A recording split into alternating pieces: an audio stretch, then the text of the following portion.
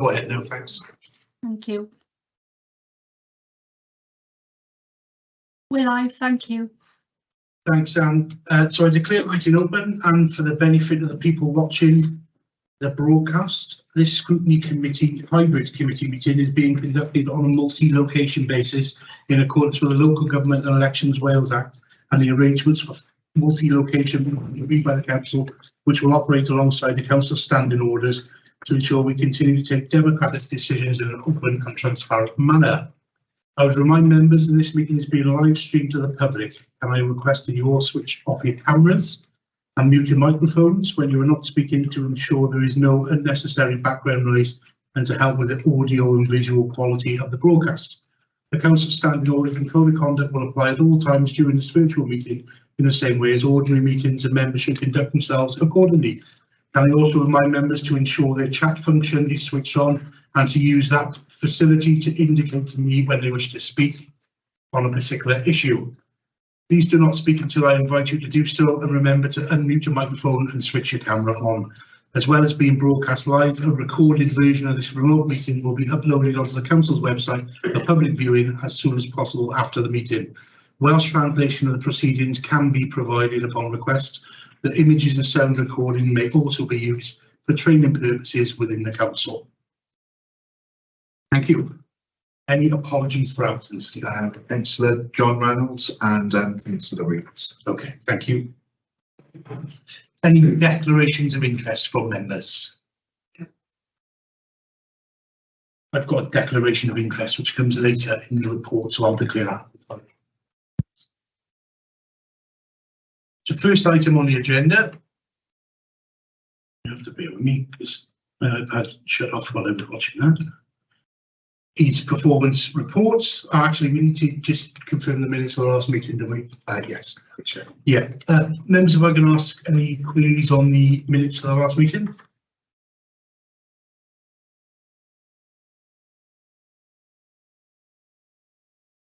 Councillor Reeves, you've managed to join us. That's great. We'll cancel your apologies. Good to see you.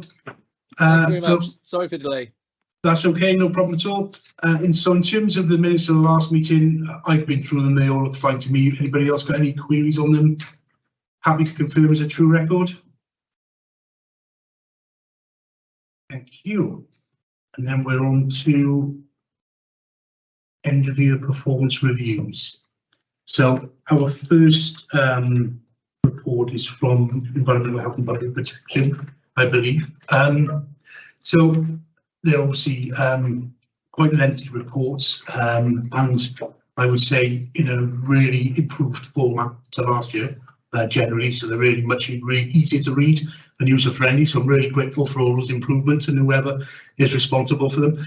We don't propose for you to go line by line through them. Members have had a week to look through the papers, so if you could sort of, I'm not sure how you prepare to sort of prepare the report for us, but if you could give us an overview, and then we'll sort of come in with questions as you please, really, either at the end or as you go. Probably at the end is preferable. Is it, Sylvia? Is that all right? Yeah.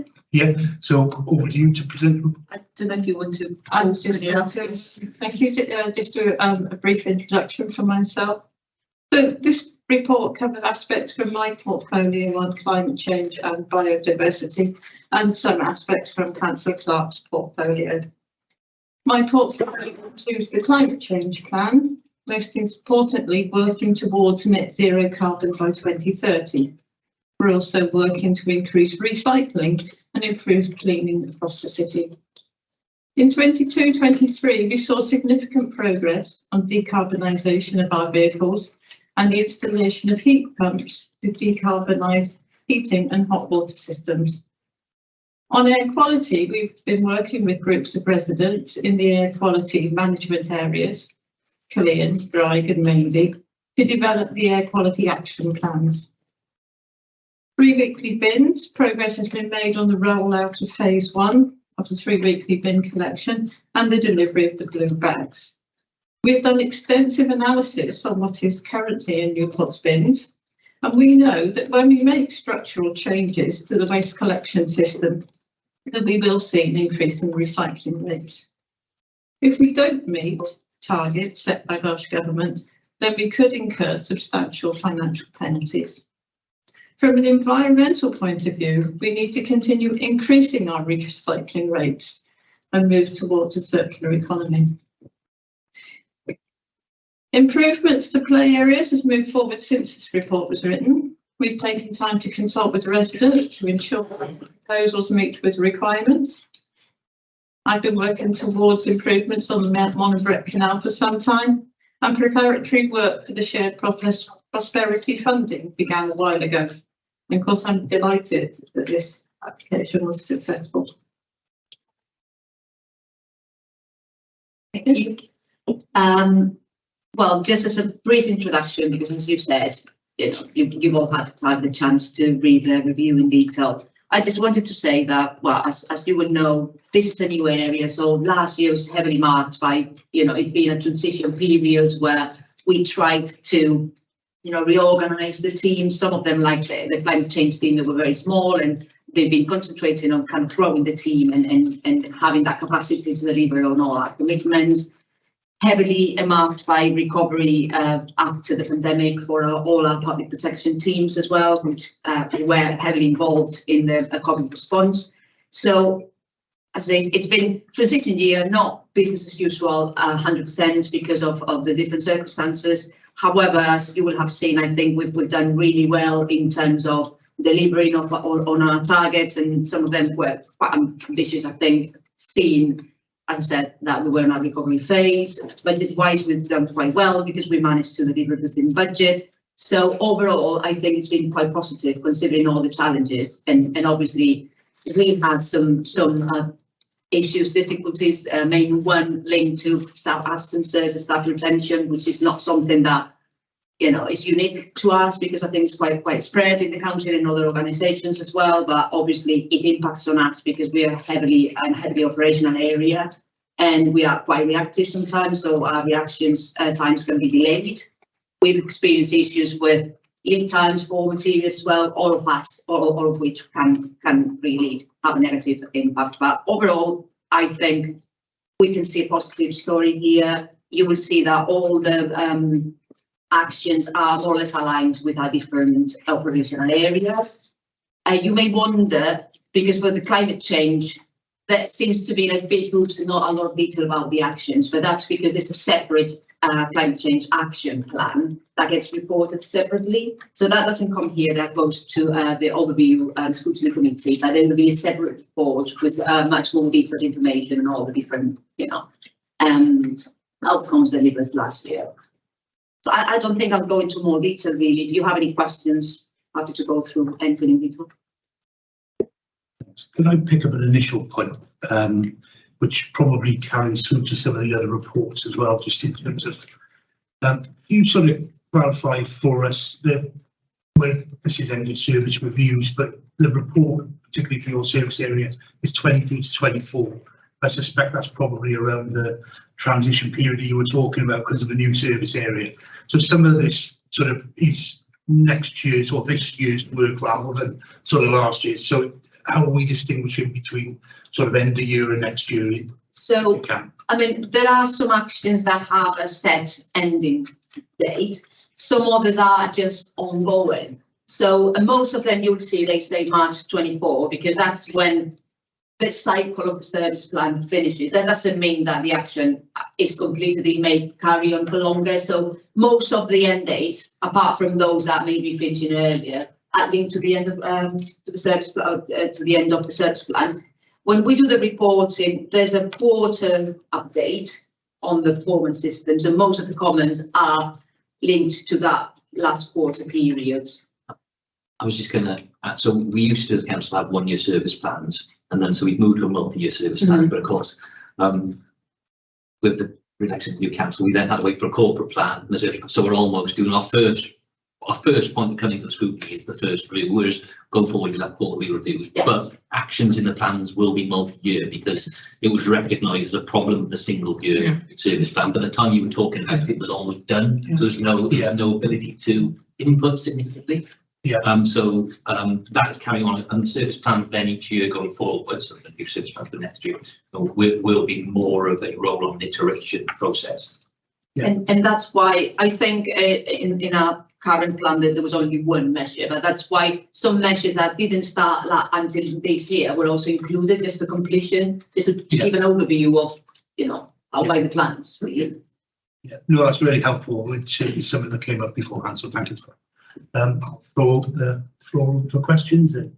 I'll go to my right first, if that's okay, go on, Joan. Mine is just about 3 weekly bins, a bit of feedback. If you've got any problems with it with residents, and if you've got any data on fly tipping, have it increased or? So strictly speaking, progress on 3 weekly is kind of outside this report because this is last year's report. So obviously the measure was only approved at council meeting end of February. And most of the work that has been done falls into this year. So it will be part of the Q1 reporting for this financial year, and then the next performance review coming to this committee. But I can tell you that obviously all the communications plan was prepared during this first quarter. All communications to residents went out during May with all the packs hand delivered to residents together with the new blue bags to enable them for increased recycling. And actually the first 3 weekly collections are starting this week. Today is the first day of 3 weekly collections. So we'll need a bit more time to collect data and see how things are going.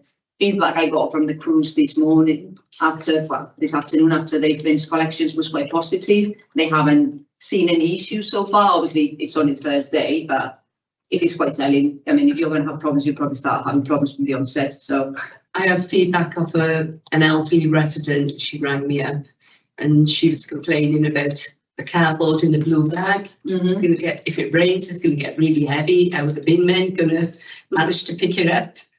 She's quite distressed about it, she was. She will manage, and to be honest, people seem to have forgotten about it, but until 2016, the cardboard was collected in bags. Yes. So it's nothing new, and they were using those bags for years. I mean, it's fortnightly then, so It was, yes. I mean, we would say, as we say this, as long as people segregate the waste, if they have to want to carry on using their, Yeah, they can. yes, that's fine. Yeah. That Thank you. isn't happening at the moment. Maybe sorry. That if people are using the old boxes, they aren't picking them up. They should. They should. If that's happening, That could be. I would ask them to please report I'll it. come back to that. Yeah. Yes, I've had quite a few queries on Okay. that. Yeah, and I've told them to use Yeah. one. The important thing is it needs to be Segregated. segregated Yeah, correctly. yeah, So absolutely. Yeah, if people want to keep using the box instead of the bag, they can use that as long as they don't mix it with the glass. yeah, of course, yeah. And that could be the issue of contamination issues, and Yes. like at the bottom. Yeah. But yeah, if you report them in, there is now, as part of the plan, there is, what do we call it? Education, engagement officers, that's the correct term, who can go out and work with the people if it's a problem. And so, resorted to do that, so that's. And do we go around to schools as well? That would be really good. The young people. They do, and we've engaged with school for a long time back. Yes. But I started engaging schools and the like, and police has had a scheme for many years to schools, but also, yeah. So that is done, and there's more plan with this project as well. On the point in this communication business, much to my surprise, I was trying to work out, because I can never remember whether it gets thrown and then I can't remember whether we're garden waste or ordinary rubbish in particular weeks. So I looked it up on the website, the council's website, and certainly in my diary appeared a little pop-up saying general waste this week or garden waste. Can you just tell me that we're going to update it so I can? Yes. Right, great, that's fine, thank you. Yes, and then calendars, paper calendars have been distributed to all the people within the 3 week area. And that's the plan when we do the further rollout later. The links that link through for your diary, they're probably coming from the My Council account. Yes. Yes. So those are updated then as they change. Okay, that's great, that's good. They are, and there was because of, IT related matters, there's been kind of a transition period between the 2 week and the 3 weeks. So last couple of weeks, they have been. I was wondering about that. Yes. I think they've been updated because I'm. Yes. Elections at the moment. I don't think I am. I just thought Yeah, of it. From last week, everything should have been showing Yeah. correctly on the system. Can I mention something that you mentioned here in the beginning? Yes. You talked about the trees. Now, oddly enough, I had an email this morning from one of my constituents about the trees. Okay. Now, congratulations if we've won an award and accolade on our tree management as a council. However, he's not happy because he sees around, you know, in an area where we probably have the most trees proportionally, we've certainly got the biggest gardens in Snow Hill. Many occasions, well, it seems to be quite a few occasions, we've had applications to planning to cut trees down. These are always very unpopular with neighbours. Sometimes the reasons for the applications can be seen as rather cynical, perhaps, and have commercial interest behind them. I do understand the difference, obviously, between a private garden and a public area. Now, this chap was telling me that this morning one of the big trees down Stoke Park Avenue was cut down, or yesterday it might have been. And I know that those trees had to come down because I've seen the damage that they do. They've got a considerable age and they're rerouting people's driveways. They're tearing the pavement to bits and they're going into the road and doing things like this. But as a council, could we consider actually a policy of replacing trees with some, you know, when we cut them down, can we replant something else in its place? And then we'll leave it to a council in another 100 years to sort out the problem with the roots on the replacement tree. We do have a policy in place that if we need to remove a tree, we will replace it and plant a new one. So that's already in place. Okay. It's quite one actually, yes. Right, in the same place, in the same. For the reasons you mentioned, is sometimes historically, when a tree causes a problem, it could be planted there 100 years, and that might now not be an appropriate place. If it is, I think I know what you're talking about, then there will be one replaced there. But sometimes, depending how they chop it down, you can't access the ground. Yes, so they need to put them where they can safely go. Also, the type of species that historically they've not always been planted in the right place. So you want ones that. Oh, well, I don't know. Yes, I know, and we do have a policy now of planting native trees that are native to Britain, don't we? But can we perhaps publicise this? Can we perhaps put something out there that says, you know, we have to lose a tree in Stoke Park Avenue, but we're going to put 2 in so and so. Yeah, that could be good. And obviously, when we're doing major tree works, there is usually some cons that go out with it, so that we can answer that's added to that. Even the tree policy of the council. And we do put it on our as part of our action plan in terms of our land placement is important. But I suppose the difficult member is if you're planting a big tree, you're not going to be able to plant 2. So it'll take a while. It'll take a while to get them to catch up. In terms of trees on private land, obviously you'll be talking about trees with a TPO on them. So if it's a TPO process, it's a separate legal process, in which Sylvia's team will input into, but that comes through the planning. Right. And can I mention there was something here about in the report about Tredegar Park, and I just wanted to mention I'm involved with the Newport Access Group, and we've recently done at the request of the National Trust an access audit on Tredegar Park about the challenges that are faced by people with disabilities over there. So, you know, I wanted you to be aware that we're working, you know, obviously with other partners, which I'm sure you're doing as well.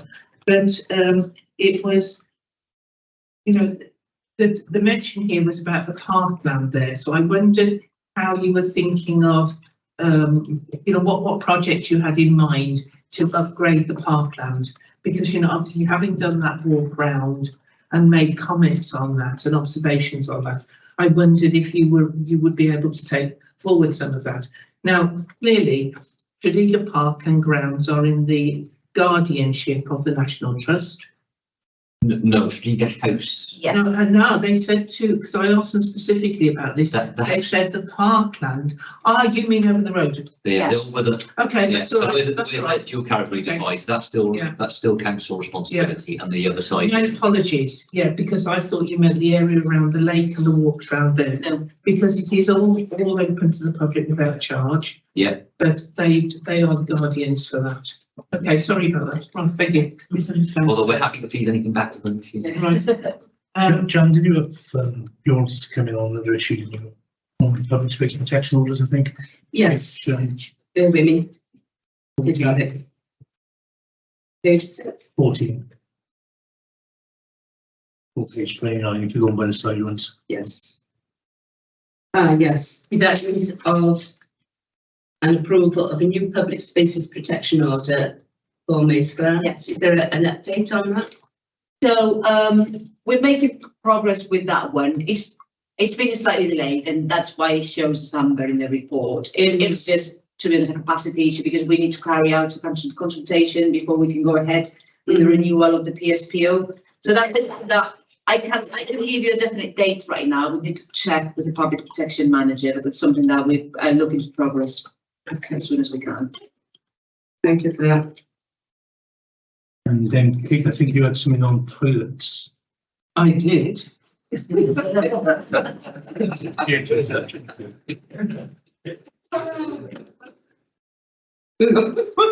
going to strain myself on that one. No, obviously toilets have been a hot topic for a long time.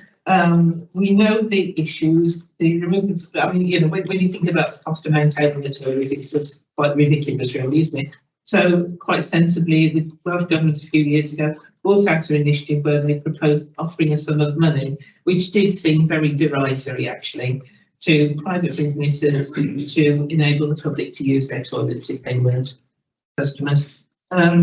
Sort of, where are we going with this? And are we able to sort of count how many extra toilet facilities are available now to the public?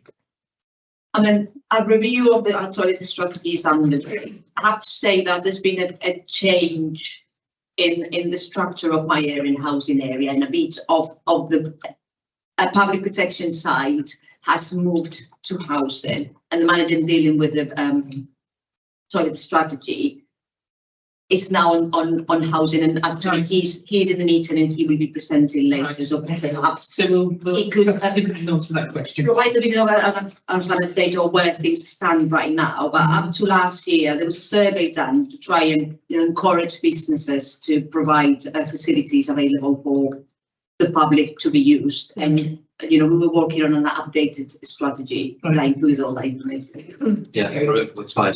Publish that every, I can't remember the cycle. So I think it may be 3 years. Every years.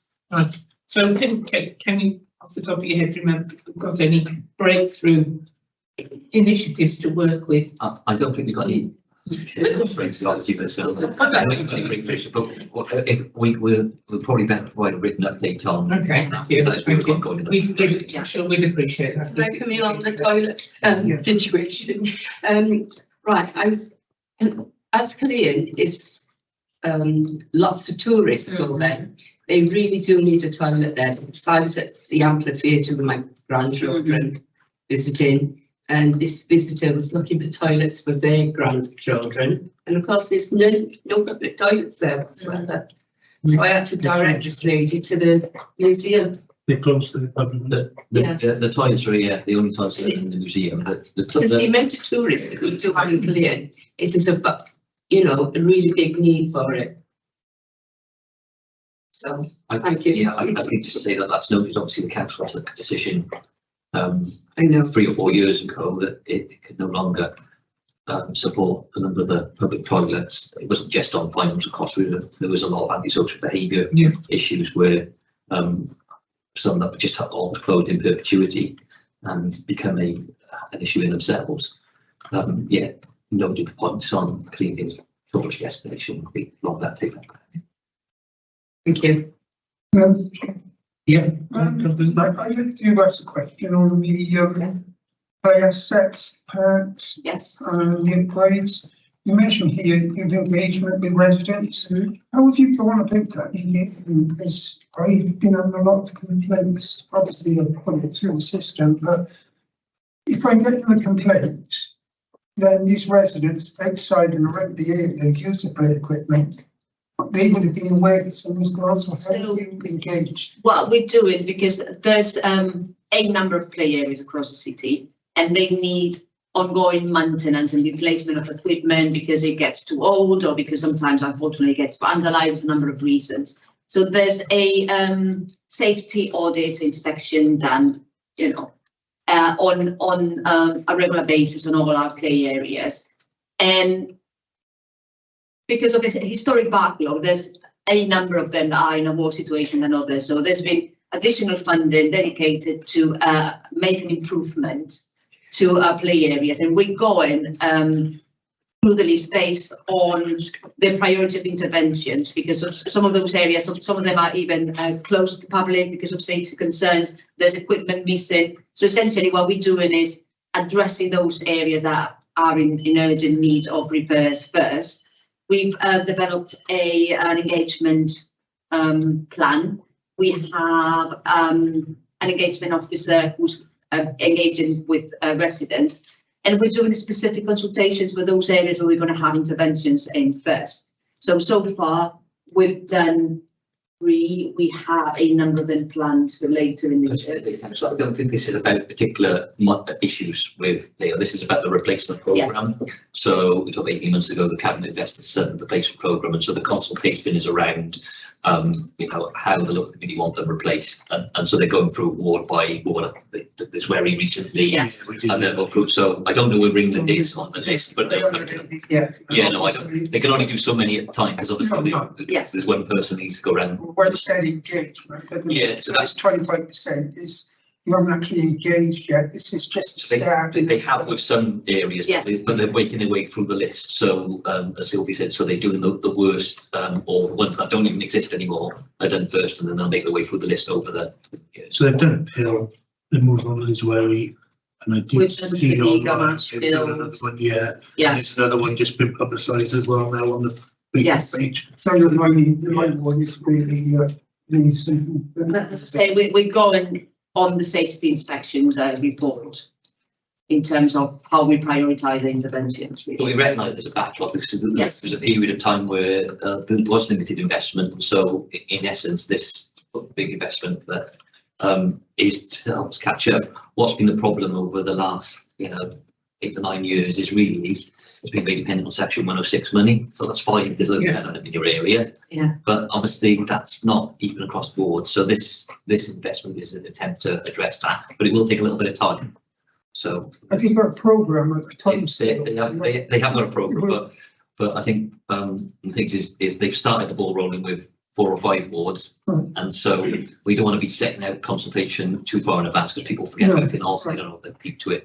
So perhaps you can still be left to see where England's sort of progress to plan to jump on. I believe ward councillors are contacted in advance of their wards. Yes. And so when it does come to ones, but also maybe bear in mind that I think some in your wards are, and you've got city homes areas. So and some of them so there's a bit of an overlap as well. You're going to let Councillor Reeks come in next because he's been waiting patiently, and unfortunately I couldn't see his hand on it. So Councillor Reeks, do you want to come in? I think you've got a few questions. Yeah, thanks for that. Thank you, Chair. I've got half a dozen questions to fire across. Do you want to fire them all across and then we should go through them one by one afterwards? You happy with that? Yeah. If I forget anything, just remind me. Yeah. Okay. Will do. Thanks. Okay. On page 19 of the initial of the overview, we've got a £600,000 grant for electric vehicle charging, and you've covered 100 electric vehicle points across the city. So just want to know if that 600,000 grant has covered those 100 points, or if it's for additional points across the city. Secondly, you got the page 23. You got the special projects fund. Now I believe that's all signed off, but it says there's more to come for year 2. So just like some figures on what is to come for year 2, please. Page 27, item 3. Then you're working with businesses for recycling. Just on clarification with regards to the schools across Newport City, if they're classed as businesses and if they have to pay for their recycling sort of cardboard, etc., to be collected, or if we as a council will collect that free of charge, because obviously there's schools within the city. Page 32, then objective 4, we've got the introduction of improved compliance support framework, which is really around the construction businesses. I just want to know, because obviously I run a construction business, how this has been marketed out, because as a business we've never heard of this this support framework. So Page 37, then we got, this might stray now into James's territory, as you mentioned earlier, Yvonne, so if it does, apologies. It's core blocker units in terms of promoting safety for the residents. I think it's something like 16 core blocker units have been installed to date to prevent nuisance calls, etc. Is there any plans to sort of roll that out to all vulnerable residents, or at least residents sort of within the social care of the city council? And again, this might be more a housing one. Page 38.11, we got 265 landlords currently had no environmental protection certificate. It said the 71 made themselves compliant. I really want to understand what's happening with the other landlords, the 194, whether they're going to be made compliant or whether we have to take action against them. And final point, I think we as a committee ought to say congratulations to Newport City Dogs Home on the recent RSPCA Paws Award, if that's okay with you, Chair. That's absolutely fine, and I absolutely support your congratulations. Well done. Right, so you're going to have to repeat some of them. Yeah. Sorry, Chair. So the EV grant, the money referenced in the Head of Service introduction, that was a grant that was received last year for interventions last year, but that was kind of part one. We have applied for additional funding and we've been granted additional money this year. So the plan is to keep expanding on the network of EV chargers. Actually, we just presented recently to Scrutiny, the overview and Scrutiny committee, our draft EV strategy, because, you know, we want to do quite a lot of work on this arena, and the document, we are currently undertaking public consultation on it. The document will be hopefully, you know, approved shortly and available. That kind of details kind of our aims and objectives in terms of public charging. But yes, we do have a number of sites already selected. We have many, we just need to get them. It might be around might give a sidewalks and then there's that Yes. committee, because it obviously is relevant here. Yes. Yeah, it'd be helpful. Right. Are schools classified as businesses for trade waste purposes? No, there was something before, special project. Yeah. Oh, SPF. Yeah, No. special project funding. That's all. There's more to come for year 2, apparently. Just wondering how much more and what's it to be for? That's the SPF. Okay, if you're referring Page to 23. 23, hang on.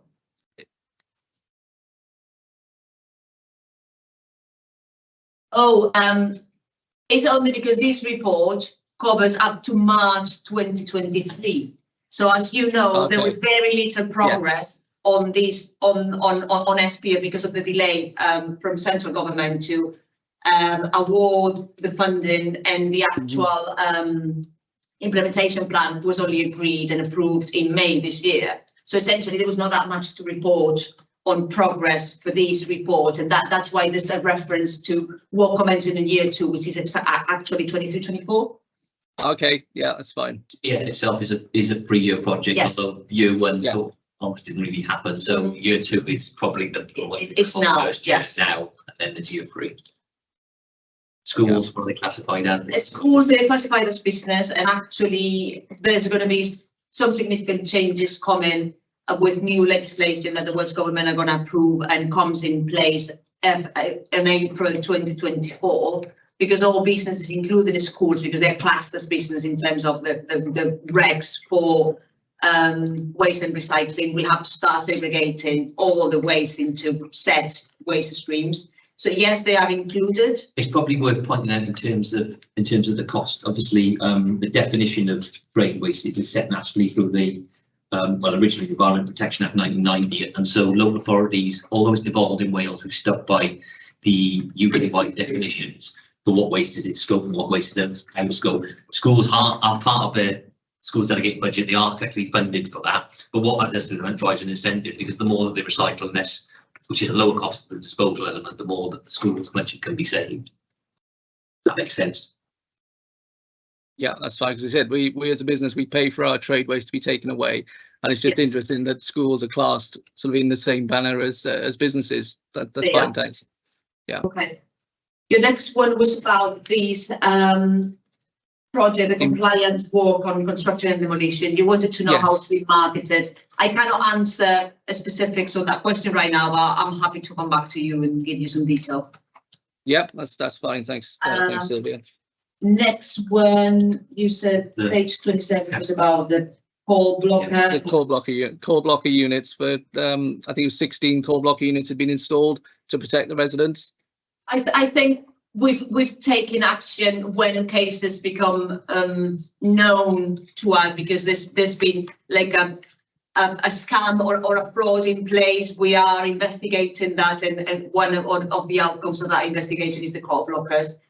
I'm not sure we'd have capacity to, do that all across Newport all of a sudden, but obviously people can contact us. The thing is, because of our resources, we cannot investigate every single case of a potential scam of residents across Newport, so we need to concentrate on, specific cases where, due to the significance or the chances of action and the impact it can have on other customers, will have. But yeah, would that have been just across sort of social housing tenants or sort of private residents as well across the city? Oh, it will be private residents, yes. I mean, okay, cases we don't just act on social housing residents. Right. Okay. Then next one, you said page 38. Oh, that was about the point 11, the EPC environmental rating. protection certificate. Yeah. Energy performance. Yes. Yeah. And it's, Thanks. we got 260.11. 265 landlords had no environmental protection certificate. 71 made themselves compliant. Just wondering what's happening with the other. Well, I mean, a number of them would have been compliant because that's the number of initial interventions. But yeah, I agree with you that perhaps we could have been a bit clearer in terms of the information provided. I suppose it's the escalation process after that, isn't it? Obviously, we're going to find non-compliance across the stuff. We'll do what happens next, a bit like food hygiene, you see what happens next after that.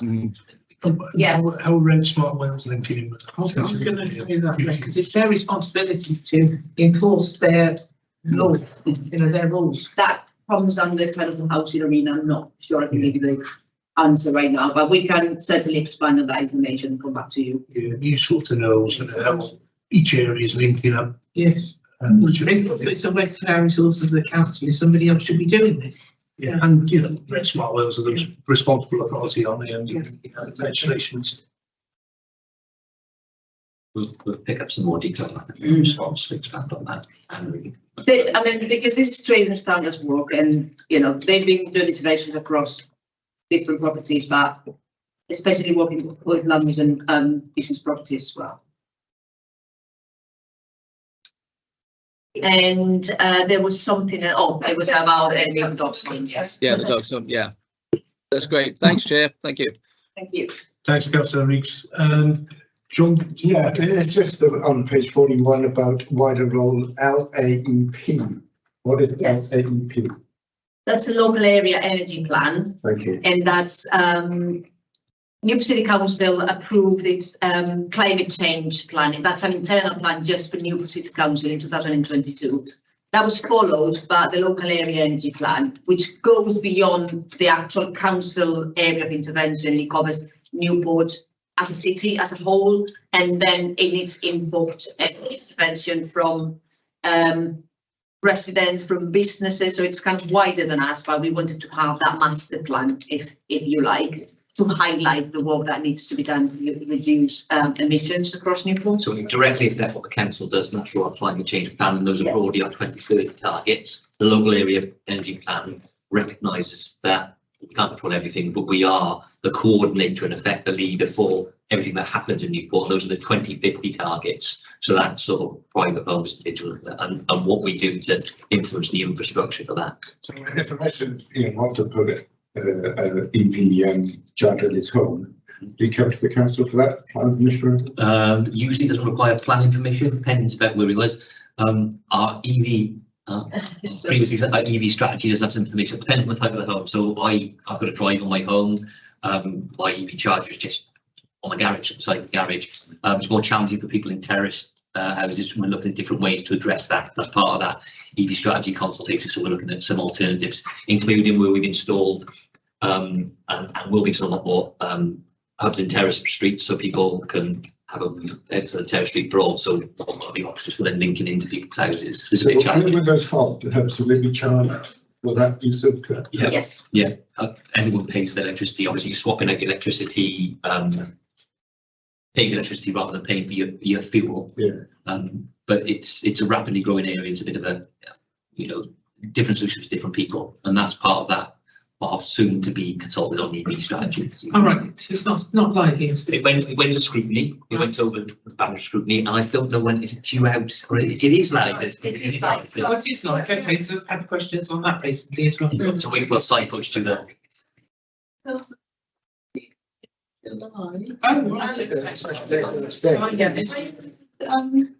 This morning. You did? No, I didn't. We've got 4 days. That's enough for Councillor Weeks to ask at least 25 questions. Right, I'll ask two just short ones about electric vehicles of one aspect or another. What's the weight of the recycling trucks, the electric ones? So, so the refuse trucks, the RCVs, they're all 26 tonners Yes. or 22 tonners, regardless of whether they have a battery, because that's Yes. the weight limit. The recycling people. Yes. So the 26, so the big ones, if you go around the 26 ton or 22 ton, Right. the benefits on the back. Right. Actually, all the electric ones are 26. Yeah, they're all 26. So That's full. that's full, yeah. Yeah. Is that the capacity of them? But what No, are that's- the vehicles? No, that's No, the that's weight. the total One's weight of the That's the way it's so. They'll take about 10 ton. Are they taking less because they're? No, it's not noticeable. It's at the margins of the battery. You're swapping out some other heavy stuff Yeah. on the refuse. So they do swap out a bit. Yeah. So we're not. Yeah. You take something goes in. Not significant impact. Still doing additional damage for the roads because they're very. Well, The overall weight They're is the same. Electric vehicles, mostly the ordinary cars are. When you get smaller, vehicles, Yes. then yes, there's more noticeable because you're sort of moving from, well, just 10 vehicles, but you're moving often from a 10 to 2 tons. Yeah. Or maybe not quite as extreme as Right. that. So yeah, that is a challenge. And the other one is how much does it cost to install an electric charging point?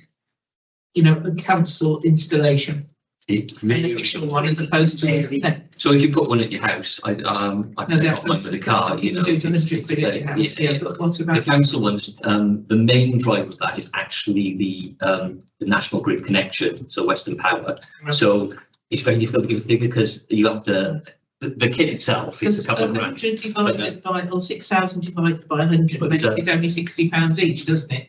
But I'm guessing that we probably had more money than that through the time.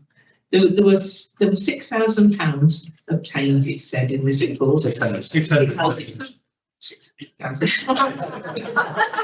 I thought actually thinking that. Surely implied here about Yeah, because I thought you must have had a stream of other money coming in, and that was just the latest instalment. Yeah, I think the producers them at that cost. The 600,000.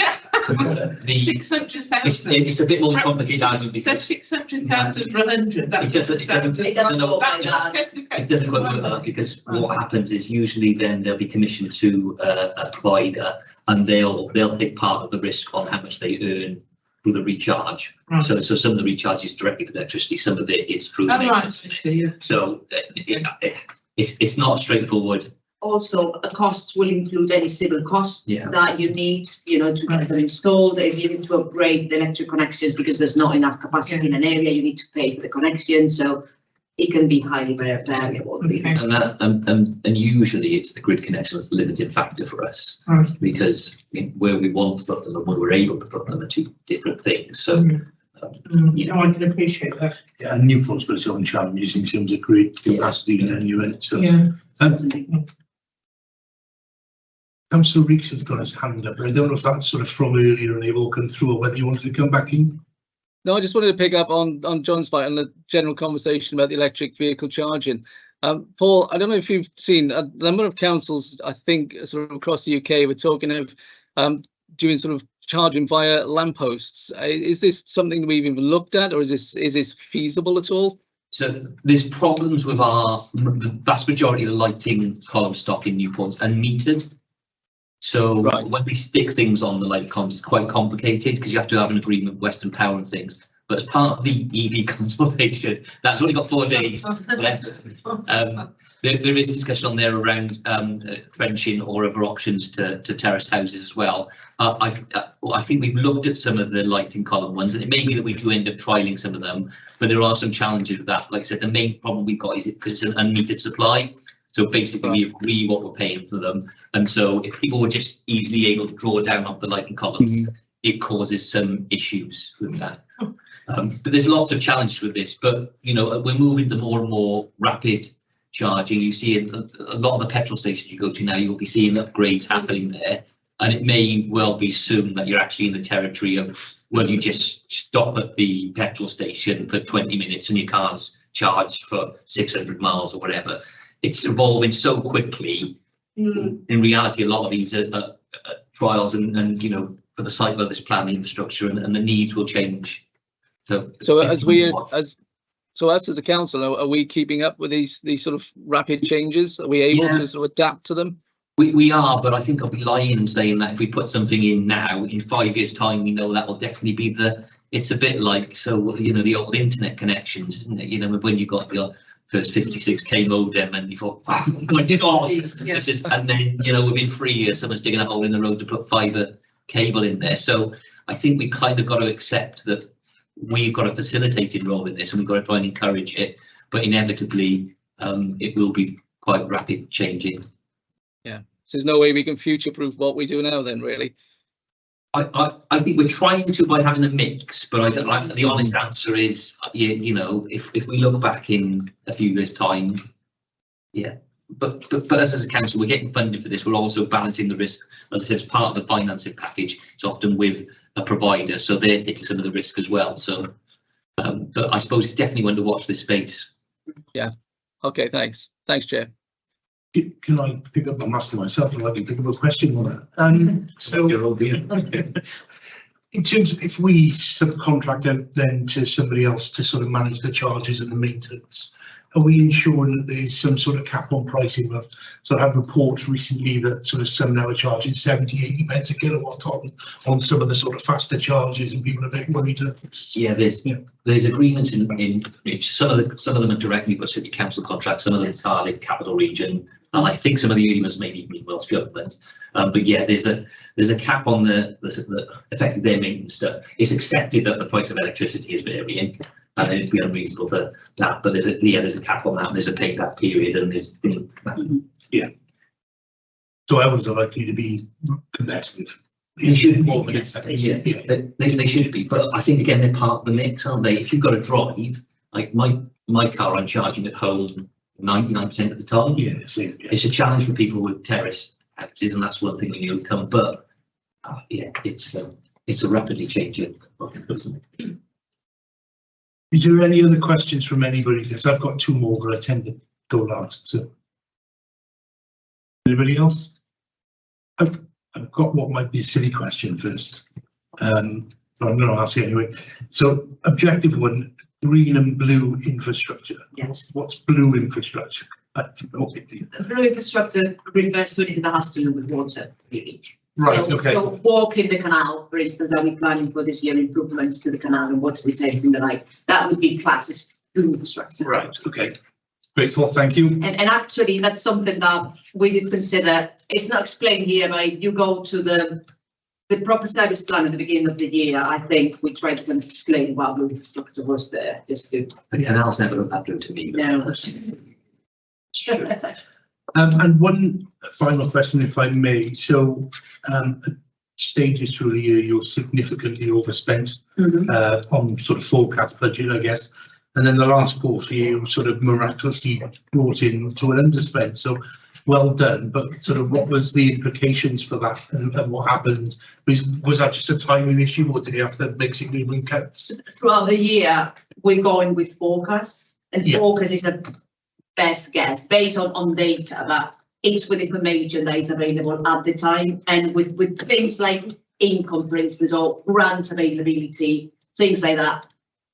It's very difficult to predict. Yeah, so more of a type. Well, in Sylvia's area, she'd get one big grant in at the end of the year, which probably looks at. If you can see actually on that variance there, also as corporately, effectively the budget's changed for the service. Yeah. So if you remember last year, there was a lot of changes in national insurance taxing. So every time that come through, it was all wobbling around. Right. So those budgets changed because of that. That gap, which you see the last bit, that's main and often is the case that Welsh governments will give last minute grants, and that's what you link in what you would do with them. So they tend to go to the bottom line. So the actual variance that Sylvia's got here is relatively small as a percentage. Yeah. So what you can remember is that's a net budget. So every budget's around the 25 million. So it's a small group, but the other one was in between. Is I think national insurance went up down. It's easier. You know, there's a few different ideas. Thank you very much. Everybody happy? All done? Thank you. Thank you.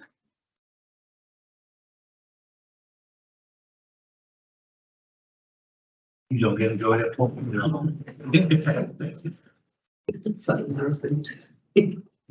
Like this room.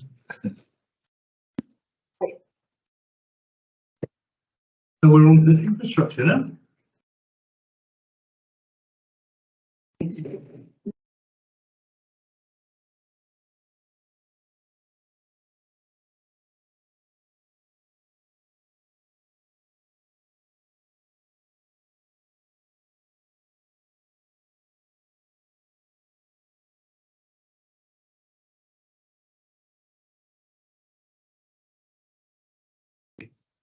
Do we have to vote on any of this?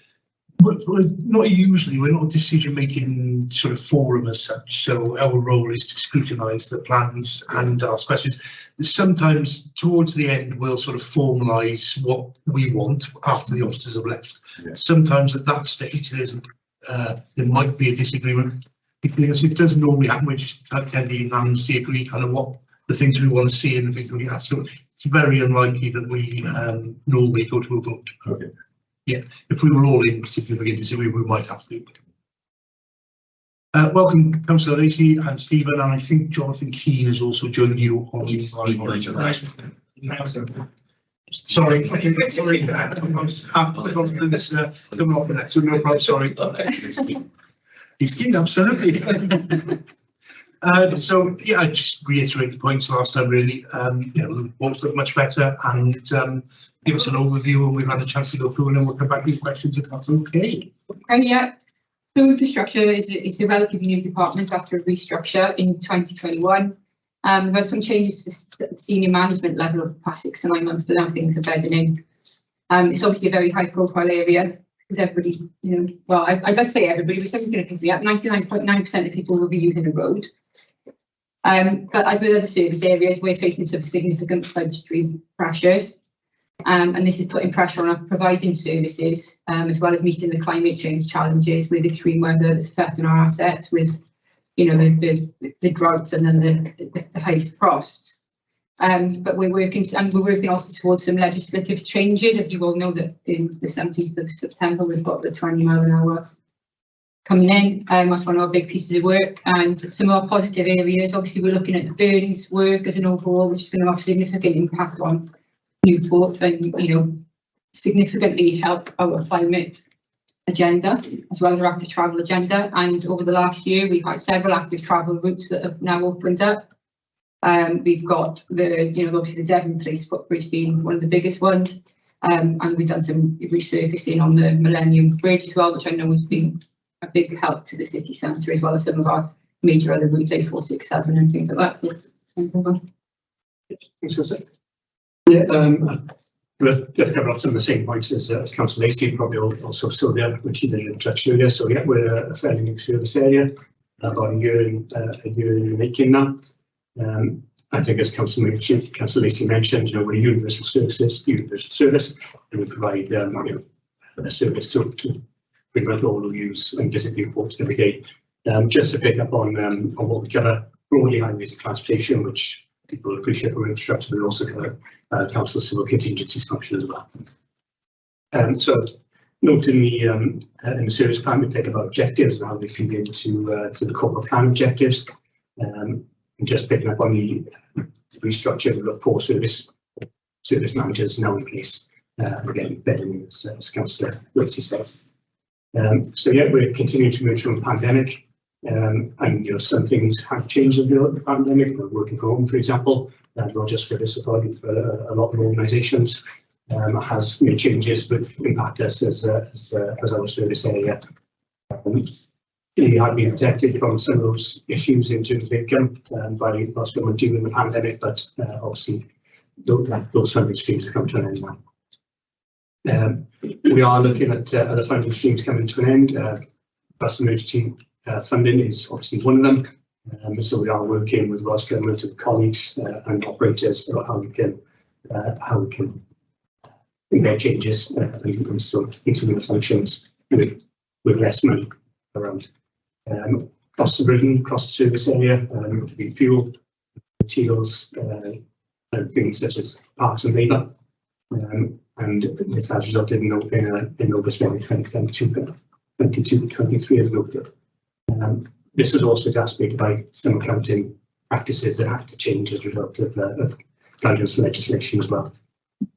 So in terms of ongoing challenges, yeah, we've got the same one as Sylvia mentioned about recruitment retention. We do have a reliance on agency for some functions at the moment, but as Councillor Lacey said, we have been able to make some real progress, such as Reading Bridge, A467, completion of the station active travel bridge, and the 20 mile an hour default Welsh Government initiative, which is being implemented for us as a little bit. Just touching on civil contingencies, they were heavily impacted by global events such as the war in Ukraine. We worked with Welsh Government to help resettlement programme, a significant piece of work during the summer of last year. And sort of the continued response to the pandemic as well. We're feeding heavily into the ongoing COVID inquiry at the moment by the Welsh Government Association. Just to touch on a couple of the RAG statuses, red and green statuses. We have red risk for the high res asset anything. No resident projects, and 2 red performance measures, again related to high asset condition, these category conditions specifically. So I think in terms of that being last year, just a few things to touch on for this year now. Continuing challenges, including funding, continued challenges in terms of highway asset, bedding into the MTRP savings, and changes to structure and recruitment retention bedding in. As Councillor Lacey said, the grounds work continues because of a real choice and opportunity for people as Newport. And in terms of civil contingencies, we need to continue obviously supporting the COVID inquiry demands and months away, but hopefully they'll be able to get back to some more of their planned work with the anticipated probably this time last year. Thanks, Chair. Thank you. I will pass over for questions and committee members. Has anybody got any questions they want to ask? Councillor Reed's got his hand up. Thanks, Chair. If okay, I've got half a dozen. I'll throw them out at the start, and then we'll knock them through one by one, if that's okay with you, Chair. Yeah, no problem at all. Okay. In the executive summary, in regards to the 20 mile an hour implementation plans, it says it's putting pressure on resources. And just want to know if there's any extra funding coming from Welsh Government for this, because obviously this whole project was a Welsh Government funded project in itself, so shouldn't really be impacting on the council services.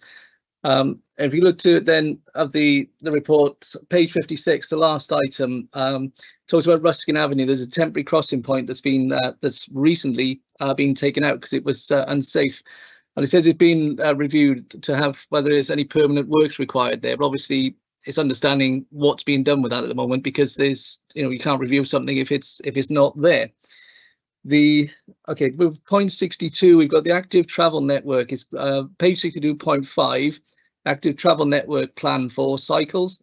That's currently standing at 0% after over a year of being in implementation.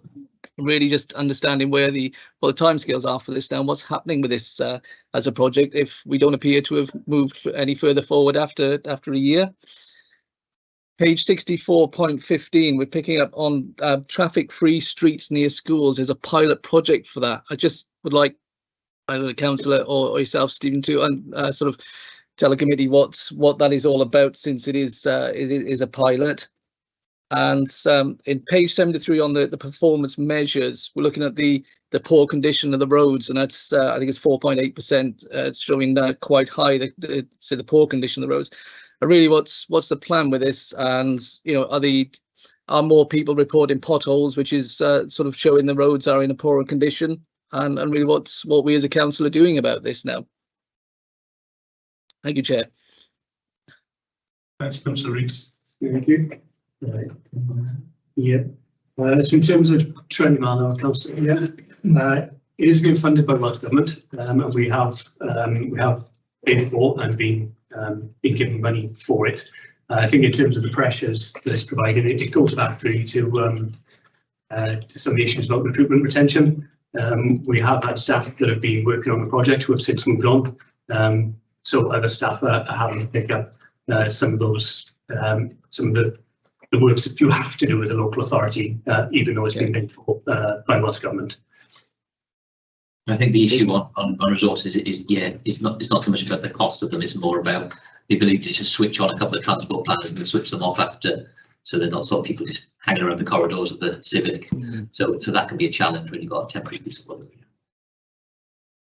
Yeah, Ruskin Avenue, the permanent works we had a temporary situation, a temporary crossing point facility there. We did have to remove it because of some sort of degradation of the crossing point. But it's about looking at the area as a whole, and looking at that route as a whole, and seeing how it functions and how we would want it to function. So we will have learned something from the original installation, and it's how we take that forward then. So it's considering that in the round. Yeah, because that although it was put there, it's obviously to encourage or to make it easier for active travel across the road. It was not really sure with residents or sort of car users whether it was a crossing, supposed to be a zebra crossing or what, and it did cause a lot of confusion. So perhaps if something is looked at to go back there, it needs to be decided whether it's going to be designated as a public crossing or whether it is just a speed bump and people just take their chances, just as a observation point. Just looking at page 56 at the moment. The high points. Okay. Oh, sorry, 62. 62, yeah, 0.5 with the active travel network map for cycles.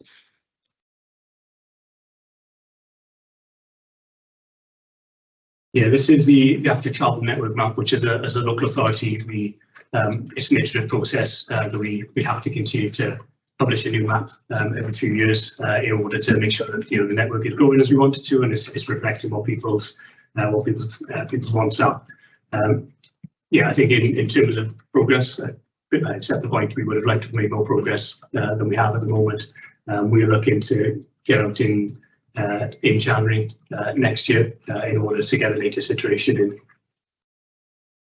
It's a cyclical publication, isn't it? So there's a drop dead date. I think what you're saying is you'd like to start as soon as you've got longer running. Yeah. But I think you're still planning on hitting that deadline, which is Welsh Government around. Okay. Traffic-free streets. Yeah, this was again Welsh Government funded initiative. It's about removing traffic from school streets at the time the schools in operation. Last year we did 3 schools, had very good feedback. We were successful in securing more funding this year, so we're looking to continue that scheme with some more schools that are interested and indeed will be suitable for those. The location of some schools means they wouldn't be suitable for traffic-free streets, but some will be. So it's about removing traffic at the time of the school's operation. So that's that. I think. Can I explain that a bit? Explain it a bit more to you, Councillor. Yeah, sure. Basically, Thank what you, happens? Councillor. sub-strands, which are the coming from Welsh Government. Basically, there's a communications put out, and they'll close the road of the street for the school run in the morning and the school run in the afternoon. You know, that's parked out to parents and residents as well, so no cars to go up or down that street. And the schools that were used this year was Malthus Church Primary School, Deagle Park, am I right? And Crinder.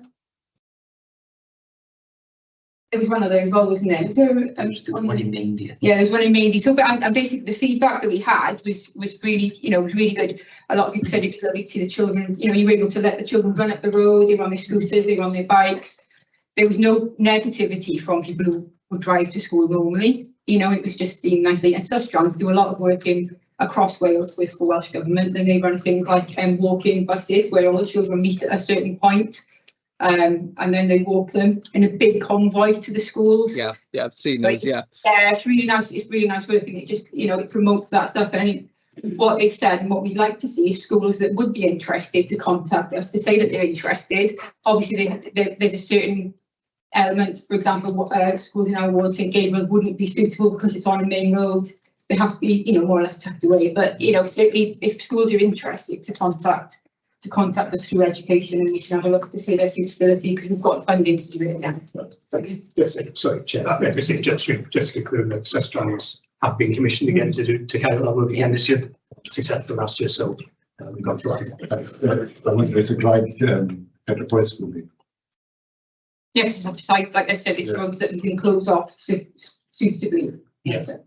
Is there an evaluation report for that? It was a pilot. Is there sort of something perhaps we can share with the schools and encourage them to sort of take it up with some of the sort of, you know, data from and the feedback that you were just giving there already?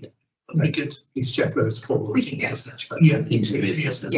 a Sustrans. Yeah, school I'm governor on, I felt the traffic there is an absolute nightmare, and they come around the corner. There's no yellow lines on the corner. There's no signs up to say there's a school there. And we've been fighting really hard to get these signs up and yellow lines put on the corners of the road, because the parents just park on the corner, and it's a nightmare. Cyfarfod would be perfect, because it's that way. So yeah, I'm sure the head would be very interested in that scheme. Or was it something we can do? We normally previously we've canvassed the schools, so we've made contact with the schools and asked them how they're interested. But if the schools wanted to approach us, some of that data though from that would perhaps encourage them to sort of make the shift, and even if parents might encourage the school to make the shift, to be honest with you as well, that tends to be where the strength of feeling comes from, isn't it? So yeah, definitely. Yeah, I think the final one then, Councillor Weeks, was the character condition. That isn't a factor of people reporting potholes. That is a data gathering exercise we carry out with sort of specialist kit that measures the condition of the carriageway for a number of sort of aspects of it. Yeah, it's increased this year in terms of reds in, you know, the amount of roads in poor condition. This year we've had to look to focus our limited capital spend on other areas of the highway asset. So the carriageway condition has suffered a bit, much that we have maintained it in appropriate condition in accordance with HAM, because we've continued to fill potholes, fix defects wherever they may be. But that is a result of you know, limited investment that had to be made this year. That should be said that the highway asset management plan, which is sort of guidance on how the council invests in roads, will be due for its cycle the next few months to start coming. I don't know. Sorry, it's on your forward program. So in essence, that's where that's picked up. So Stephen's limited by what's in there. It's important we keep to the intervention levels in there. As you said, that's not a subjective. It's not based on reports, because you can have areas with relatively low number of potholes or reasonable, but you get a lot of reports, and you can have areas that are quite poor. So yeah, so it's an independent assessment. It's a machine with lots of lasers and fancy things that probably don't do anything but looks impressive, and then feeds us back over as well. There's been sort of significant talk from central government actually and Welsh government about sort of giving out some money to sort the highway asset out across the country, really. Have we got any sort of insight into what that might look like, or we just still waiting on the end of the phone somewhere? It's still waiting on the end of the phone, but yeah, there certainly was an announcement in England, and I think it was consequential to Wales. Yeah, But I understand it wasn't really best consequential, so all right, okay. it became more cost and less one assessment. Okay, yeah, Welsh Government have invested with local authorities programs in previous years. yeah. And side question, if I make it on the same subject, there's a number of unadopted roads which Welsh Government were sort of looking to try and fund and bring it up to status for adoption, and that's something we get loads of award queries about. And in particular, there was one sort of close to the school where we've just got planning permission at St Andrews as well, which is an issue. Is there any update on that? We were asked to put forward, as local authorities, we were asked to put forward a bid for adopted roads, but with no guarantee of any funding. So we have put forward a bid, but we haven't had results of that. So.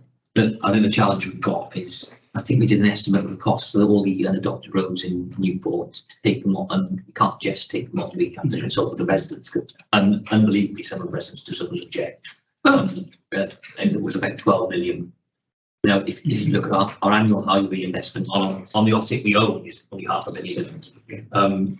Yeah, it's a challenge to be looking at that. Like I said, there was a pot, like the other work will be good. Nationally, it's a huge challenge. Roads is a big problem for us. Yeah. Thank you, Chair. Thanks. Yeah, thanks. With the 20 mile an hour speed limit, the speed cameras, is that the police? It's the partnership, it's the Go Safe partnership. It's to sit on as well as local authorities. Because highlighting, saying where the cameras are, because I'm sure some people will think it's a money making exercise, but a safety exercise. Yeah. Because if you look at the A48 Western Avenue, you've got a camera there, and you can see the traffic slowing down when they can see the camera. The cameras being highlighted so drivers can see the cameras? Yeah, the Go Safe method of operation is to be very open and transparent. They don't want to be seen as a money-making operation. So if you go on their website, the Go Safe website, then you'll be able to get the hours today. A lot of people have been caught out on the Southern Distribution Road. I think some cameras have now been made live. Yes, where are they on the Southern Distribution Road? Do I have to see it? Average, aren't they? I think they are. No, not really. That was actually, I think that was actually a request from council. It might have been the precursor to this committee actually from Councillor Tutor, because there was a fatality. There was right by way. Yeah. And the lights is jumped all the time. There's been a load of accidents. So that came out of the review of that. Yeah, loads of accidents there. So there's absolutely just cause if you look at the history for them to go there. I think, it's probably not for the committee really, but there's a lack of sort of signage letting people know that there's speed camera signs there. Normally you see a speed camera sign, and the bridge was dropped from 40 to 30, wasn't it? Probably 2 years ago. That was part of the same set of recommendations that come out. Which again I think is the right thing to do, but it would be useful. I don't know if we're able to do this because as part of the consultation that was sent in last week, that's going to stay 30 rather than go 20 under the order that we put out, the traffic order. It would be useful to have some signs on there saying 30. I know that lots of the new roads are getting 20 signs. It'd be useful to sort of let people know. There's another query about signage is 30 and 50. As you drive from the Southern Distribution Road towards the cycling centre, there's a 50 mile an hour sign, and then 20 yards down the there's a 30 mile an hour sign. So, it's a bit pointless having 20 yards to actually. It's approaching the tip road. Yeah. Is it as it comes from the park, you come on the Southern Distribution? We can ask the team to have a look at the signage there.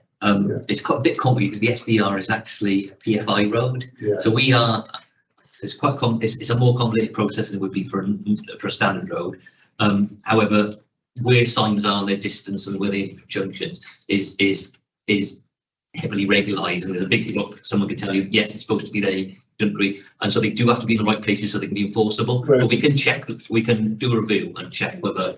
Yeah, I think Individual cases, we should probably contact you directly. So apologies. So say if you come around the roundabout and you go to the next roundabout on the recycling centre, it's a 50-mile-an-hour sign, and if somebody else, there's a 30-mile-an-hour sign. With regards to signage as well, or 20 mph, if 30 mph signage will be the out of norm, so you won't necessarily see 20 mph signs, but you'll see where they're 30 mph now, because that will then be because 20 mph will be the national speed limit. Right, there's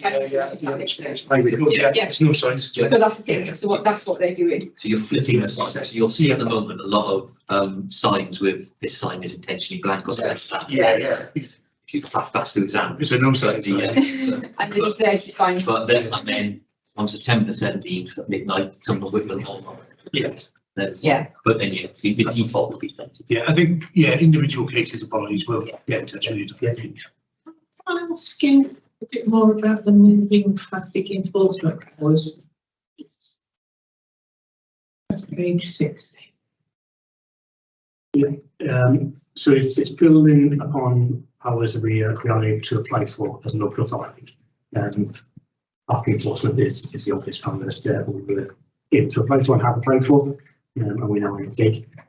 Moving past traffic offences is things like riding in the bus lane. I was going to say, I remember something coming about that. So we're actually in that process now. So when we applied for CP, if you remember, Gwent was the last region in Wales which decriminalised parking. So all the Went bodies took on that.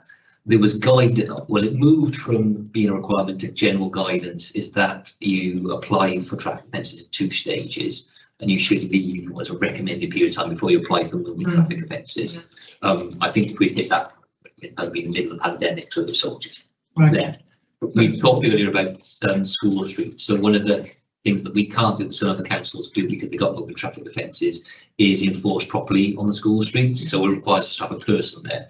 Whereas some of the school streets then for ANPR. So the local resident will be able to access their house, but you won't be able to drive past and things. And there's some other offences as well. But effectively, we got when we applied decriminalised in Gwent, we got sort of the Part A powers, if you like, which is the most standard ones.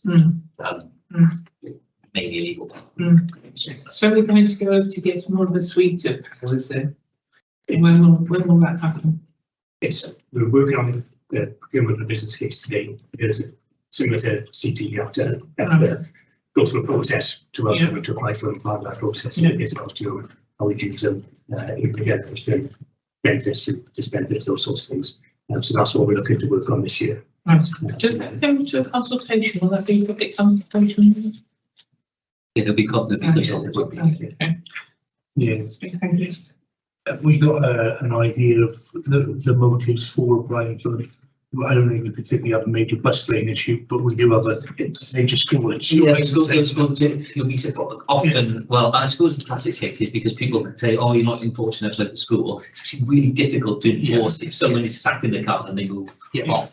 So it really the full sweep, and as you as councillors will know, you have to get into the argument and say, well, that's technically not ours, that's the police, that's not other. And so it's to try and tidy those up more than anything. But if we want the direction of the school streets where they've been invested in the past, they will be in the future, is we're a bit limited at the moment. Probably something in the council went about. Councillor Rees, did you have your hand back up? I want to come in. Sorry, Chair, no, it was, it's not back up. Sorry, okay. I'm done. No problem at all. Anybody else got any other questions?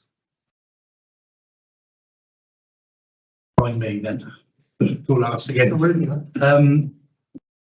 Page 58 and talking about the challenges of recruiting engineers. Have we sort of looked at sort of market forces supplements? I mean, I know engineers is a real challenge and we're all competing with each local authority in terms of that. And probably sort of raised points I've raised in the previous sort of HR type ones really is the market forces supplement. And have we considered whether, we could sort of group that work across local authorities and have a specialist team, similar to the kind of Go Safe stuff and what have you? Is it an option to kind of bring some expertise into a pool of resources that we can share with local authorities and it's a challenge later? Yeah, in terms of market forces supplement, that's something we're actively working on at the moment. We're putting together a business case for HR colleagues to see how that could function. it is an issue across all the local authorities. Like, some engineers are moving over local authorities for different activities and such like. And some local authorities have local authorities. And some local authorities have offered massive supplements to our seniors on some of their adverts. It's an ongoing issue about how we make Newport attractive. Absolutely, and engineers to want to come and look at.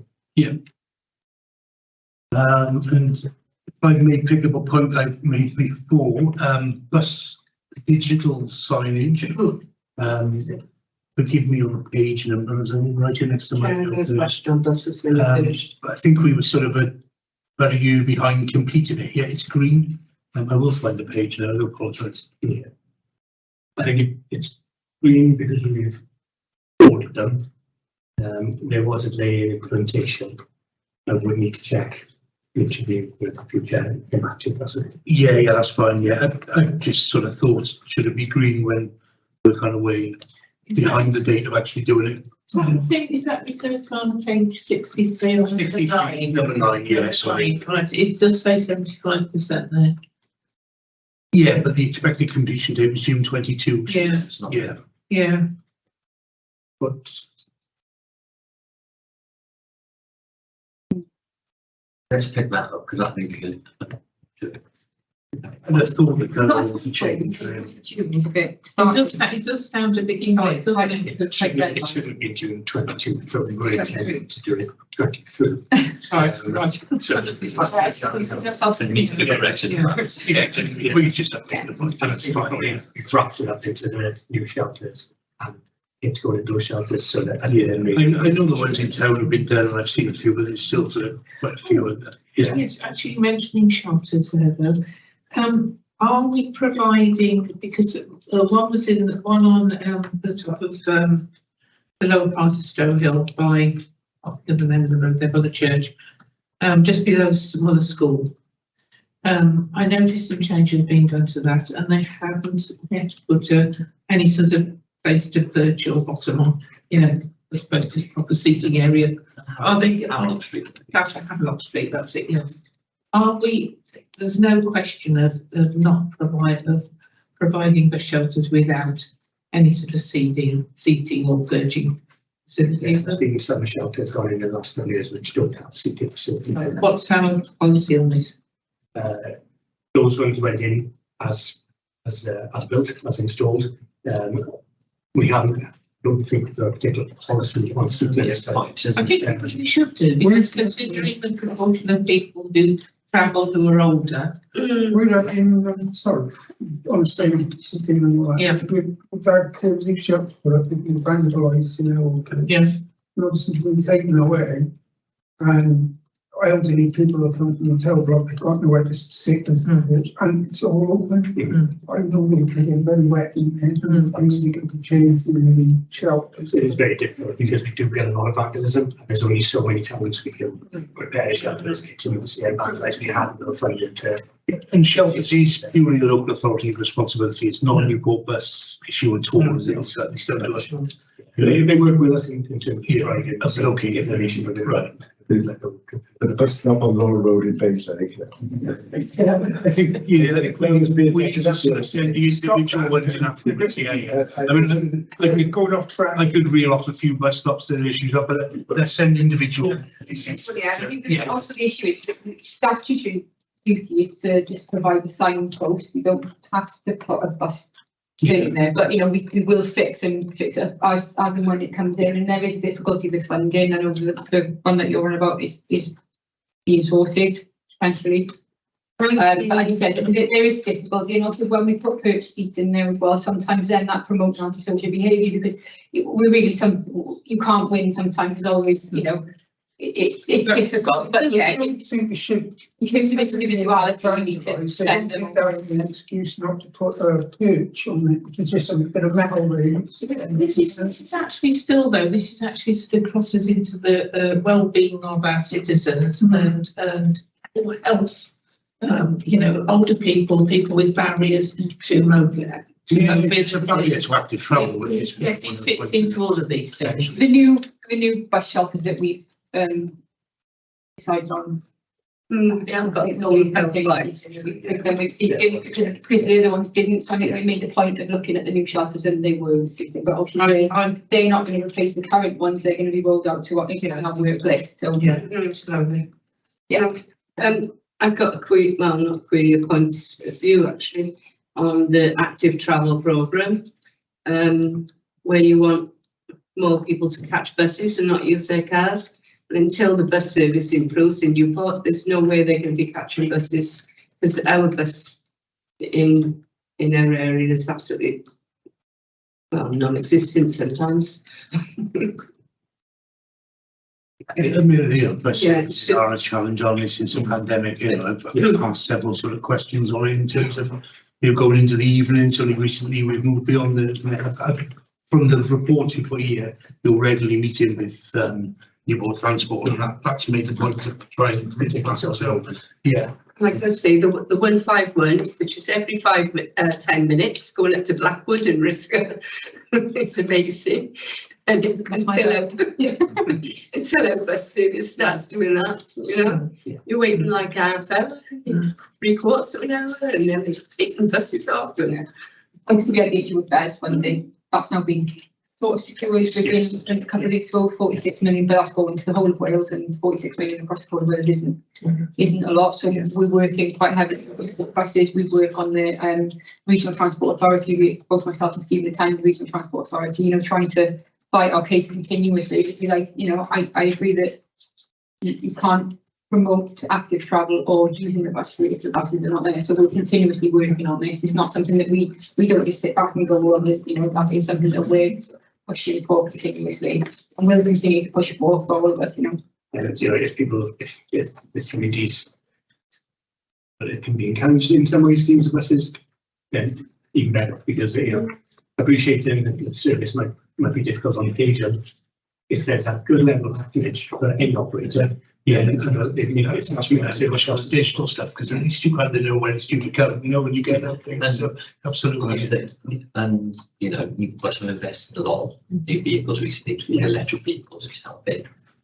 You know, from our point of view, that's working to secure that funding. It's also, you know, where there are bus lanes, making sure they're clear so they're not helping clean access to powers that we don't currently have. So, you know, work on another cross separated, which being, you know, really difficult time for the aggressive experience. It's, you know, it's sort of just survived COVID.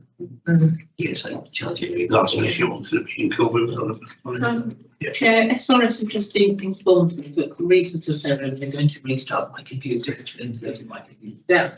But could I just ask very quickly about the development of a vehicle disposal policy? What sort of vehicles are we disposing of here? General fleet vehicles. So it could be anything from, you know, small vans we might use up to RCVs. What's the alternatives for disposal that you need a policy on? It really is formalising what we do at the moment. We tend to go to auction, and that's how they usually dispose of. It's about formalising the practices that we have. Fair enough. You're interested in a 12-year-old refuse collection vehicle?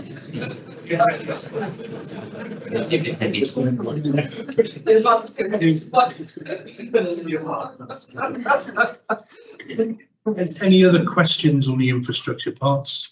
Anybody on the line? Any questions? Nothing from me, Chair. Thanks. Thanks all.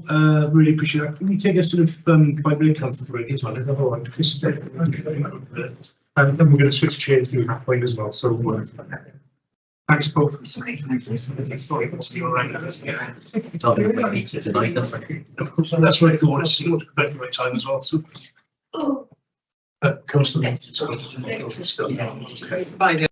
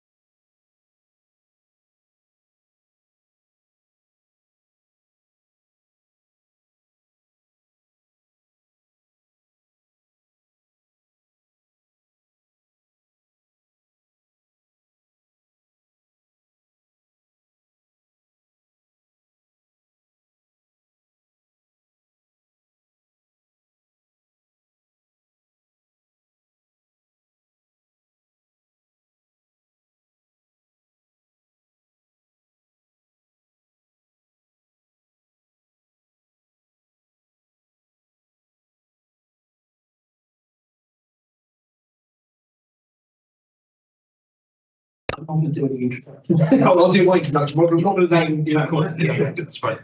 Actually, I'm going to use that. Yeah, welcome back, everybody. Councillor James Clark, David Bolton, Head of Housing, and I think we've got Jonathan Keane on as well, joining you. Sorry for introducing you incorrectly earlier. I've potentially got a pecuniary interest in this part of the agenda, so for transparency reasons, Jan's going to take over for the chair. So thanks, Jan. Would you like to give us an overview, Councillor Clark? Yeah, I'll just make it brief. I really will. Really for housing, I suppose like everywhere, especially for housing, it's been a challenging time. You know, we came straight out of COVID and went straight into the cost of living crisis, which I think none of us could predict. But sadly, we probably know people who've been affected by it, which is important. And also, I said, you know, I'm making sure there have been changes with the council at a senior level, including, if you don't know, David Walton, he's sitting next to me on the right. I'm not going to introduce Paul Jones because, you know, if you don't know him in this meeting now, just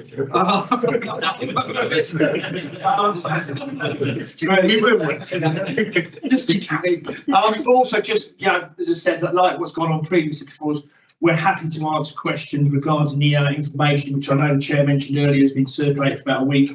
We're happy to answer questions and feel free to, and I'll pass you over to David. Great, thank you, Councillor Clark. So just to give everyone just a brief overview of the end of the year review for housing and communities. I think it's firstly just worth recognising some areas that have had some really positive performance. So I think our anti-poverty work, particularly around the warm spaces, which we delivered in partnership with Gavo over the winter, really enabled people experiencing fuel poverty to access somewhere comfortable and warm and potentially, you know, begin accessing support.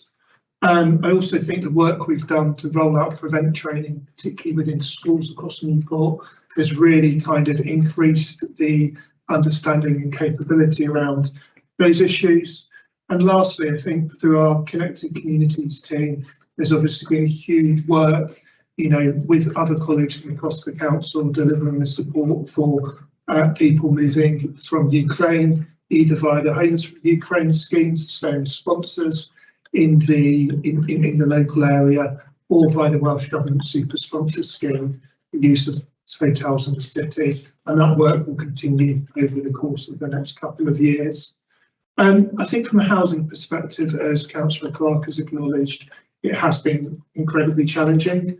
And that's due to a really kind of broad range of factors, including the cost of living crisis, but also other external factors such as changes in legislation. So what I thought I'd do is just kind of pick out a couple of key areas during this introduction.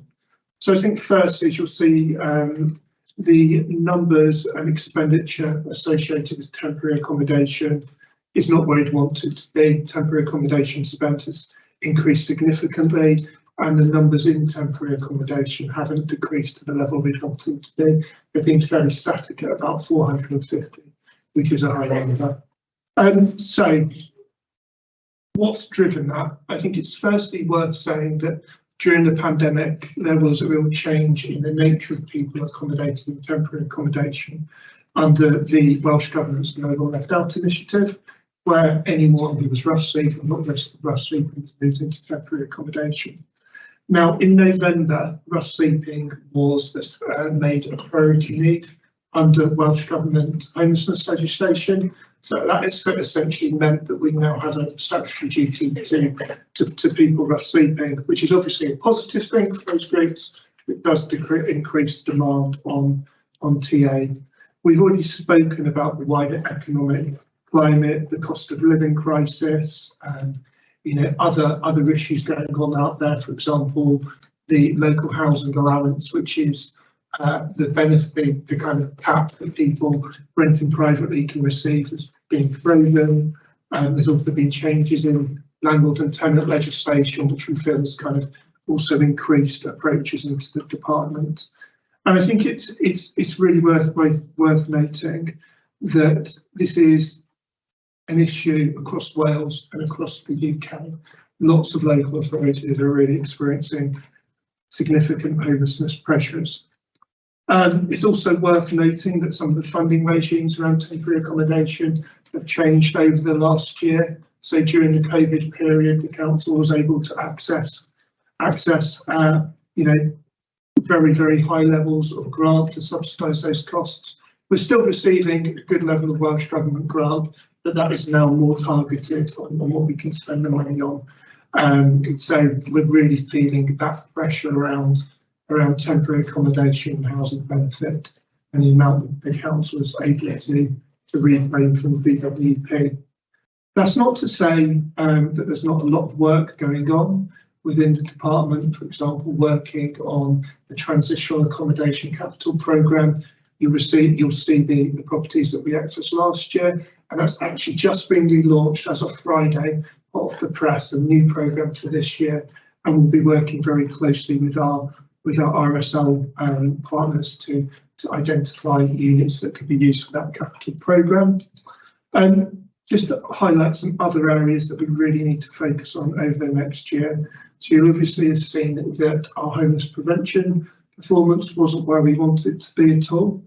We're going through a process at the moment of reshaping our services to really ensure that a key focus of everything we do at the front line is on homelessness prevention. So really, ensure that our staff, we're looking at staff training programs and the structure, and that will roll out over the coming weeks and months. The other areas it's just worth touching on, again, the work around empty properties, the performance doesn't hit the targets that we'd expect it to or want it to, and the housing strategy team are really working on a new action plan to identify how we can address that issue. I would stress in this forum that unfortunately working kind of with empty properties is often quite a complex area. Often for people who have emotional attachments to their properties, there can be a whole host of legal and financial issues tied up in it. So it can often be, I suppose it's worth saying that every empty property has a story behind it. And our work isn't just around enforcement or looking at how we can drive the issue. It also has to be working with those property owners to unpick what's going on there. Right, so over to the group. Any questions? Jonathan King want to come in first to say anything? No. No, I think John's more here as an observer. Okay, that's fine. Unless we don't get it, we'll get John in there. Right, committee, would anyone like to raise any questions? Yes, we have a team. We're actually specifically there to support people in the temporary accommodation stream. And I was concerned a few weeks ago because I had somebody contact me with a school-age child who was on the fourth move since April in hotel accommodation at the area now, I think, on the very edge of our area. Substantial other needs as well, and the child should have been in school. And I'm wondering, how we address. And quite honestly, I feel prioritised. There are two people here, including the next generation, who are just having this horrendous start in life. Yeah, thank you for that. And I think we would recognise that life in temporary accommodation, particularly for people in D&B accommodation, and perhaps even more so when there are dependent children, is really tough. And myself, my team, and James as the cabinet member are all committed to finding solutions to reduce our need to use hotel and bed and breakfast accommodation. In terms of the strategies that we can use to do that, I've mentioned the transitional accommodation capital programme. That's specifically focused on creating new housing units for people in temporary accommodation to enable them to move on and move out. We're also looking at other initiatives to ensure that people move out of temporary accommodation as quickly as possible. One in particular, we're just seeking some advice on at the moment, so I can't go into that in too much detail here. I think it's also around how we can access the private rented sector differently to identify housing options there. And the council at the end of last year successfully submitted an expression of interest to join the Wealth Government local leasing scheme Wales scheme. So again, that's a different offer that we can begin to provide to landlords. Is that for the first time, or were we involved in that before? I think it's involved in a pilot previously. Right. And then we weren't for a period of time, but Wealth Government have reviewed the package, and the current packages we feel is more attractive. The private rented sector is a really challenging market for us because of the discrepancy between private rents and the living housing allowance that I previously mentioned. But I think we have to, and we are trying to focus on any available route through which we can provide good quality accommodation, which is also as affordable as possible to people who are homeless or at risk of homelessness in the city.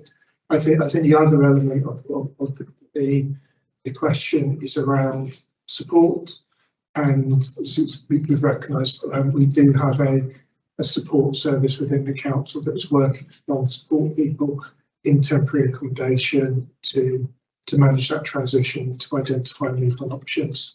I think it's fair to say as a department that's probably our key priority in time, because it is driven by lots of external factors that we've touched upon that move away from using door-to-door options of temporary accommodation. We fully recognise its issues. Yeah. We were speaking earlier on about the role of Rent Smart Wales, the fact that this Welsh Government created this new legislation, and yet they don't really seem to be using the teeth which they ought to have. I hope they have. It's falling back on maybe councils to identify problems, where actually it should be relatively straightforward to report in landlords who aren't acquiring energy performance certificates for their homes, this sort of thing. Is there more that we can do, maybe even to the level of local councillors, to support the council in bringing these issues to Rent Smart Wales' attention? I think on this specific issue, I will double check this around energy performance certificates. The enforcement powers don't lie with Rent Smart Wales, my understanding.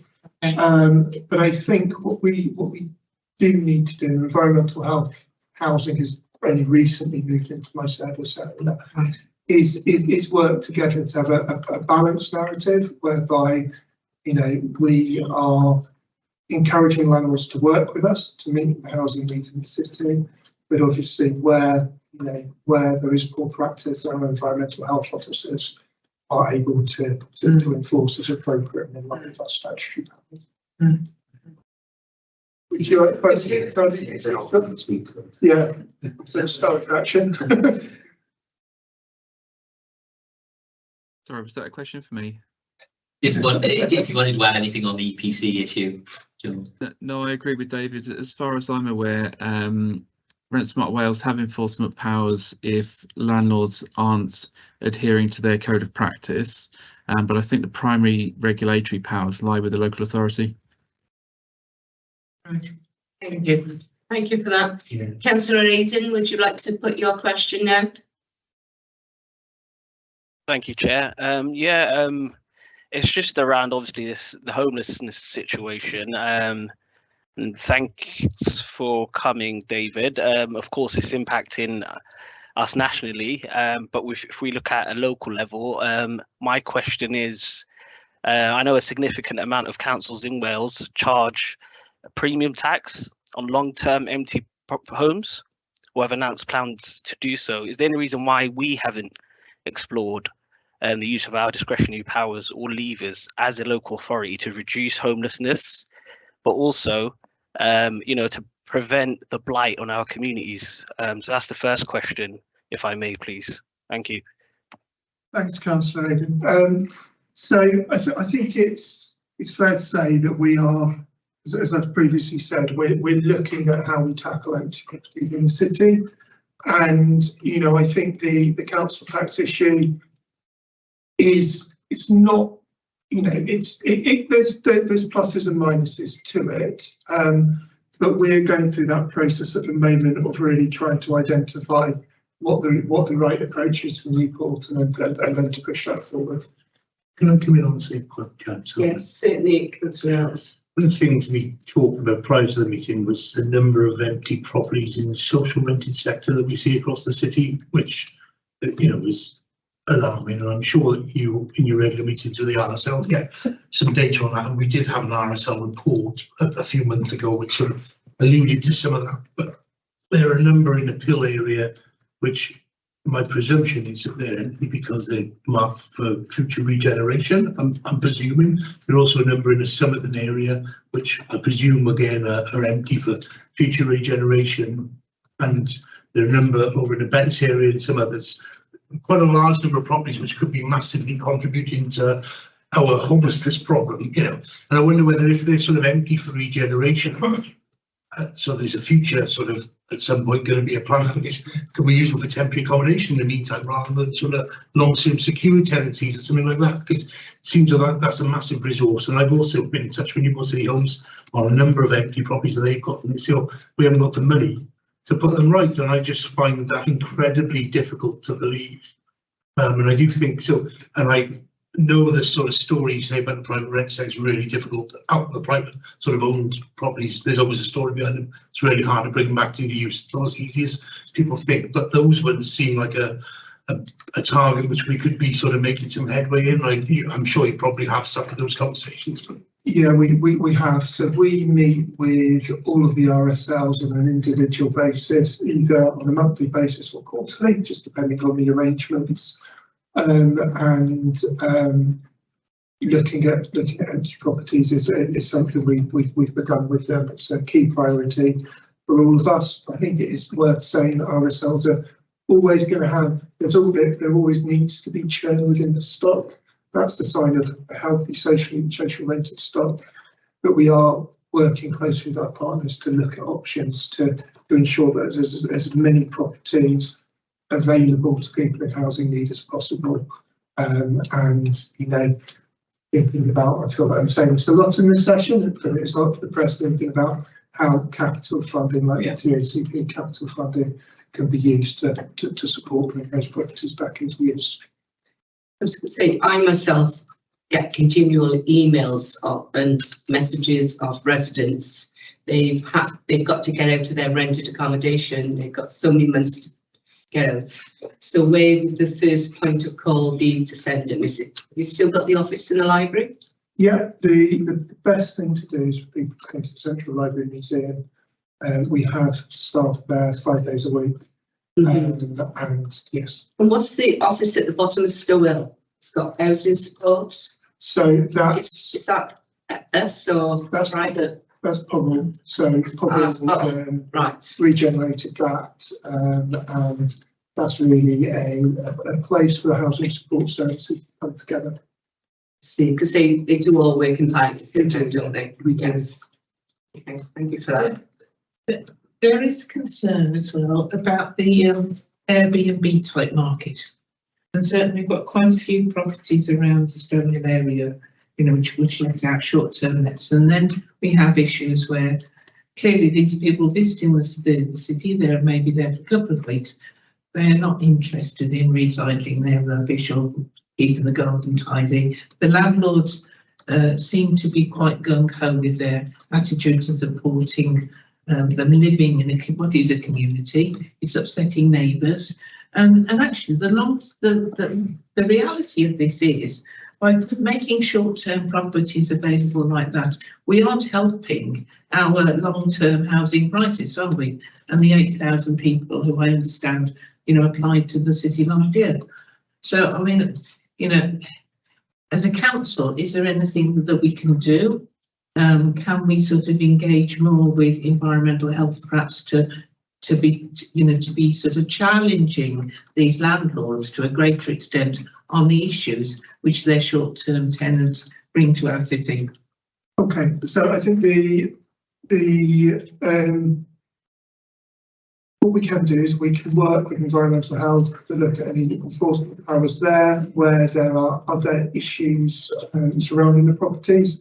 Again, we can engage with other services, whether that's waste, etc., etc. I think it's, you know, I think we've got it in the plan. I think it's really important over the next year that we really think about how we can engage with private renters differently. Yeah. And for me, there is the enforcement angle, but as I've said, it's also about how we can encourage private landlords to begin working with us to meet the needs of people in the city who are, you know, either homeless or threatened with homelessness. Yeah. I think if I can just build on that as well, I think it's key, and I think something which myself and David have sort of promoted is actually regulation, housing and planning all working together. Yeah. And that's something which we've promoted and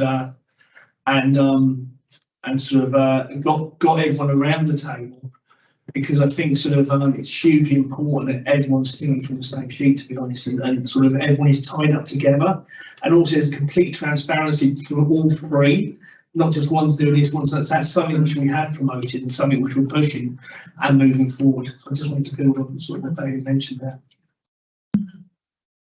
So, Councillor Aizen, would you like to come in next? Thank you, Chair. Yeah, it's just a quick one. Just on the back of what Kate was saying, really, in terms of temporary accommodation, particularly, you know, bed and breakfast and high street hotels, etc. Just looking at the report, I can see that the temporary accommodation was overspent by almost 2 million. Am I right in saying that? Just to clarify first.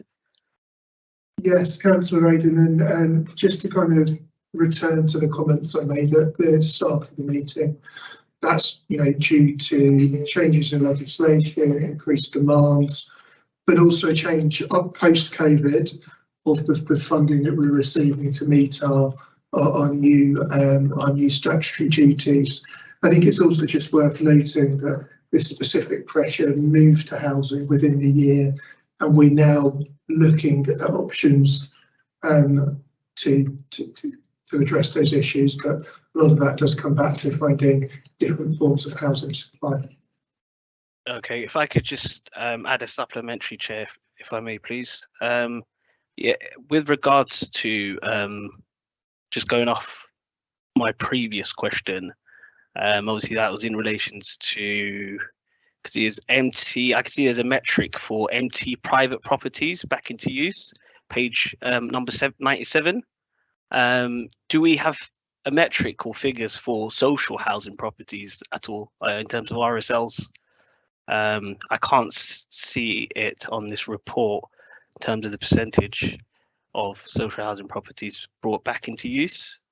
It's not a separate performance indicator, is it? No, it's part of the mix, but David does have those figures because he works with the RSLs, and as Councillor Helms mentioned, you know, there does seem to be some strategic voids as well that we're looking to address, but they're all part of that. They're all part of what exactly? Sorry. They're all part of the overall figure. So if any property is empty, it'll be included. So just to clarify, the specific measure here is for private properties brought back into use. That's correct. So those are privately owned properties. The measure around social housing isn't in here. It's data that we capture and we work with our RSL partners. That's what I was asking for. I mean, could that be reflected in the report so you could see that as a committee, please, if possible, so it's transparent? Yeah, I can certainly share the data that we have. I would stress it's a moving picture, Councillor Dan, but that's not a problem. Sorry, that was the information that we. Councillor Ellington, I think the committee have already received a report on that. Do you like it again, or is it possible? I can't see it in this report, so I'm just wondering. Obviously, it specifies private properties back into use. I'm just wondering why it's not in that same table. I don't recall seeing it previously either, to be honest, Chair. Sorry. Well, thank you anyway. Councillor Aiton, it was about 6 months ago, just to clarify. Well, you must be fucking confident, didn't you? a couple of months ago, probably only a couple of I months think, ago. I think if I can, what we can do is get it to you. Yeah. I think Councillor Aidan, I think the question was, I suppose for yourself was, can we get that information to you? Whether or not in 6 months ago, we will be able to get that information to you. Okay. Okay, thank you. Okay. Yeah. Thank you, Councillor Aidan. Councillor Riggs, would you like to come in, please? Thank you, Chair. Okay, 4 questions, but firstly, to point to David, just picking up on what Councillor Kate Howells had said about the housing team in the library. I had cause just recently for one of our employees was having some housing issues. He went to see that your housing team in the library. They've done a lot of signposting for him, and he's well on his way to get himself sorted out. So just thanks there that the team are doing the sort of the good work that they are. Thank you. Okay. I'll pass it on to Councillor Riggs. It's good news. Thank you. Okay, four quick points. In page 80 on the executive summary, the last paragraph, you talk about the impact of having a reduction in positive outcomes for frontline housing teams. And you say the situation is not unique to Newport, but certain pressures within Newport mean the situation is particularly acute. I'd like to know why it's more acute in Newport than anywhere else. On page 83, we talk of the £14 million social housing grant going out to the sort of social partners. Just like to know who the recipients are of this grant and what work we're doing as a council with them. Objective 2, then page 89 runs into 90.3, the warm spaces project. Great that it's worked over sort of the last winter. Just really if there's any plans to carry that forward now into sort of winter 23-24, or will it be a case of let's wait and see how sort of the land lies, as it were. And finally, on page 98, it's the top points. It's the take up of loans. There was 5 were targeted. 2 loans were seemingly taken up, but there's a question mark over the actual amount of money that's going to be handed out to them. And it's just really, how is that as a scheme being promoted, and could we sort of do any better so it brings in sort of more housing that can be used by residents. Great. Great, thank you, Councillor Riggs. So, in terms of specific challenges, I mean, as I said, I think the picture across Wales is, fairly consistent in terms of housing challenges. But I do think it's worth recognising that Newport is the fastest growing city in Wales, one of the fastest growing cities in the UK.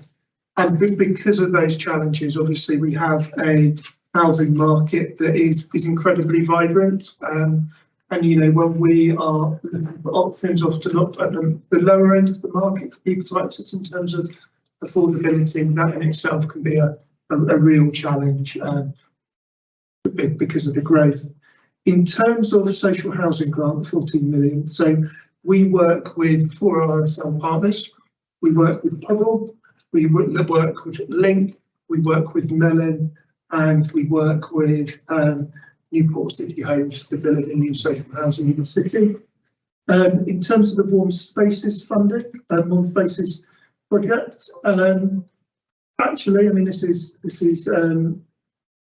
we have this is a coincidence, but we have a meeting with all of the partners this Thursday to look at what the lay of the land is likely to be next year.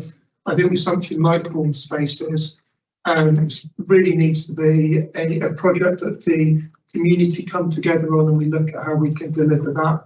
As far as I'm aware, we've not had any confirmation around funding from Welsh Government for next year, so we're going to need to think about how a provision can kind of be rolled out, because I think it's probably going to be needed.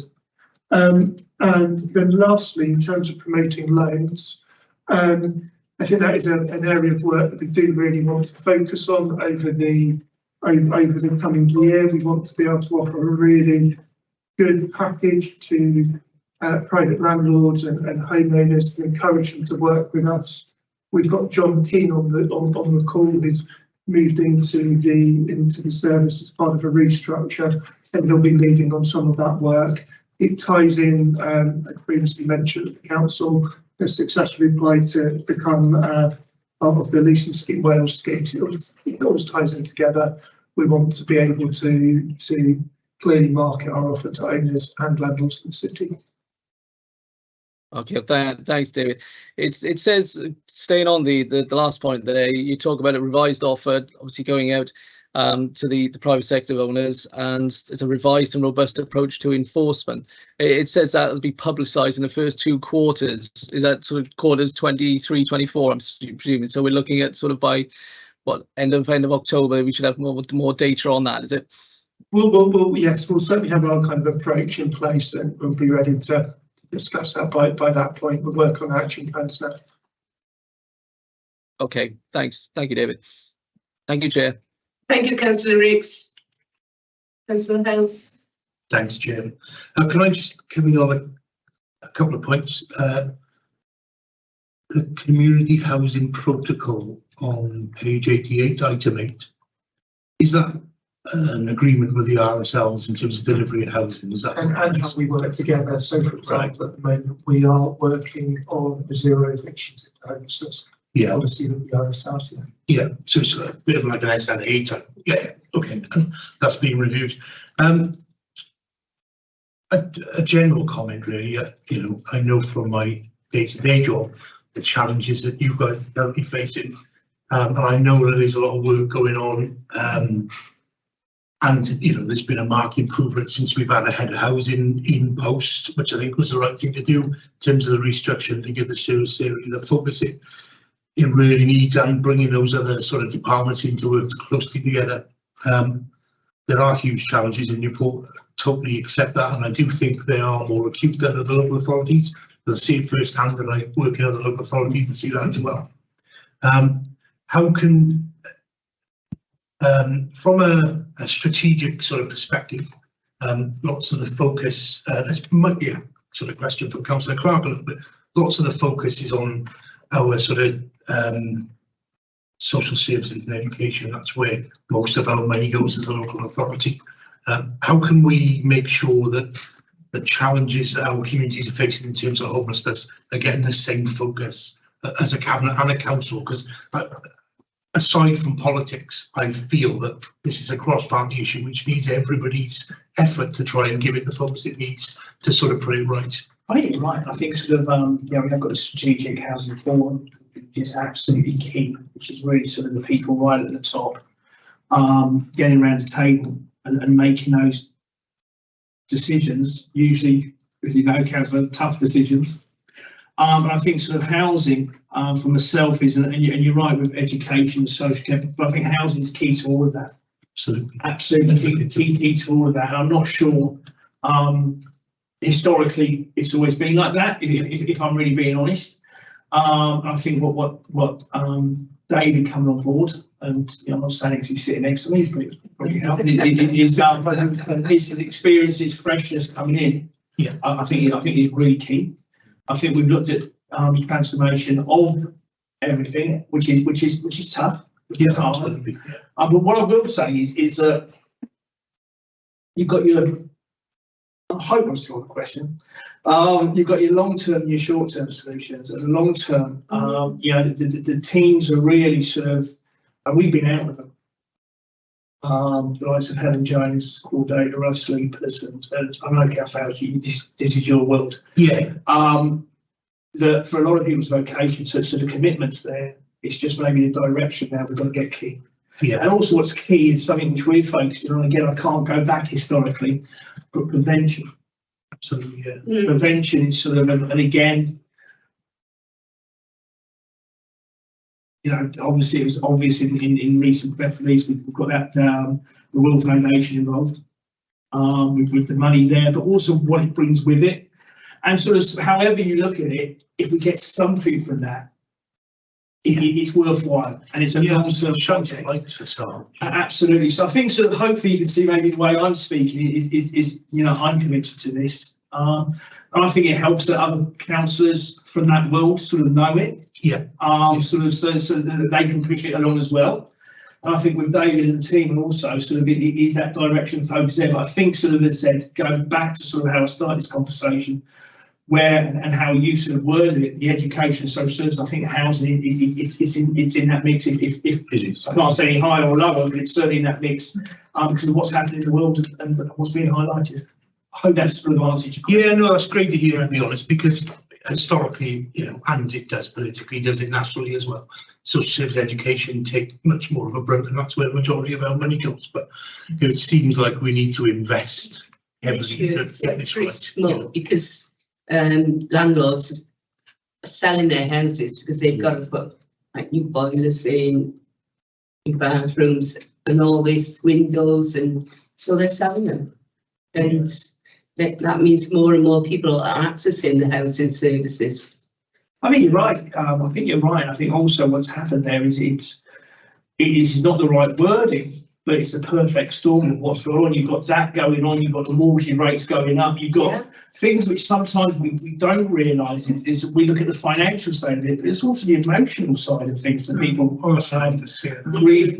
People grieving, not having loved ones around them. So there's a real combination with what's going on also in Wales, but also UK wider. But we are looking at changing. We are looking at quick fixes when we can make it. We're also looking at long-term sort of wins as well. And it is hard. It is hard, but what we have got is the commitment from everyone involved in this. I think sort of also working together, and also maybe you'll be seeing some tough decisions we're going to have to make. Yeah. In the future. But every decision we do will be the right decision for people. Yeah. The Royal Foundation. Congratulations on that piece of work. But when are we going to see the first units available for families, or is it started already? Because I have to say, when I read about that, I wondered about the case that I brought up earlier. Yes, William's knocking to up now, isn't he? Yeah. Very good idea. So I think we do need to manage some expectations around the Royal Foundation. Yeah. It is a 5-year process. So not yet. I mean, the housing-led project is a key part of it. But it is about us working with partners, galvanising the investment and looking at how we can deliver those. It is all a bit partnership working these days. Yeah. Definitely. Yeah. And I think that's really important because it's what, and Councillor Clark touched upon it, everyone coming to our housing service, there's a story behind it, and there's homelessness is not just a housing issue. Housing is a significant part of it, but we need to work with all of the partners to ensure that people are able to access the support they need to fulfil their potential and move on from those experiences.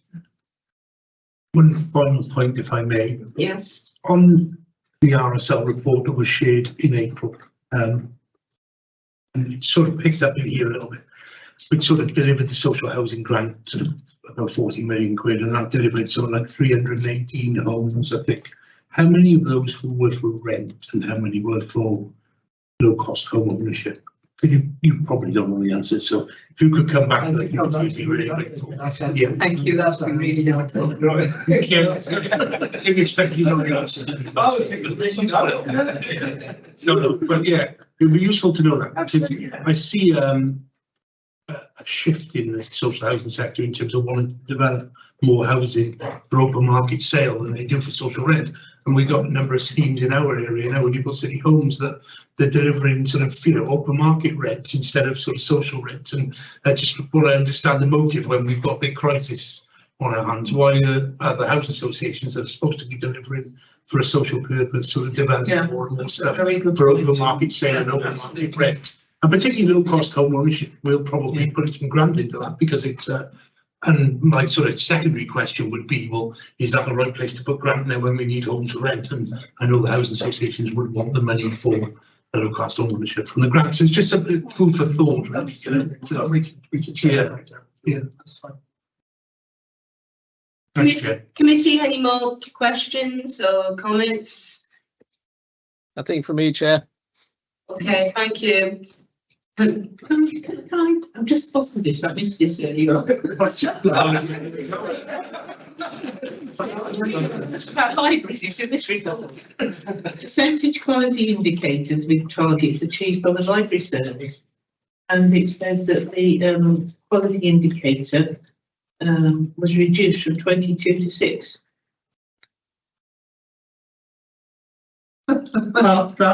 That's within my understanding, and I will come back and absolutely confirm it to you, but that's within the standards themselves rather than our performance. Yeah, it's not, so there's only 6 to report. I know we've got some about stacked up, as they call it, don't they, Brian? I was a bit worried about that there. I'd like to thank you all very much. Thank you. Yeah, thank you. Thank you. Particular thanks to Paul for that. All 3. Yes. One for your tea. No, I think I've missed my pizza. Excellent. Okay, thank you for your time. Yeah, thanks all. Thank you all.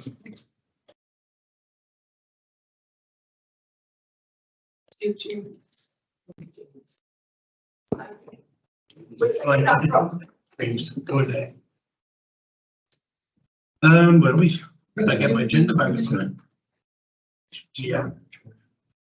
Thanks all. Thank you.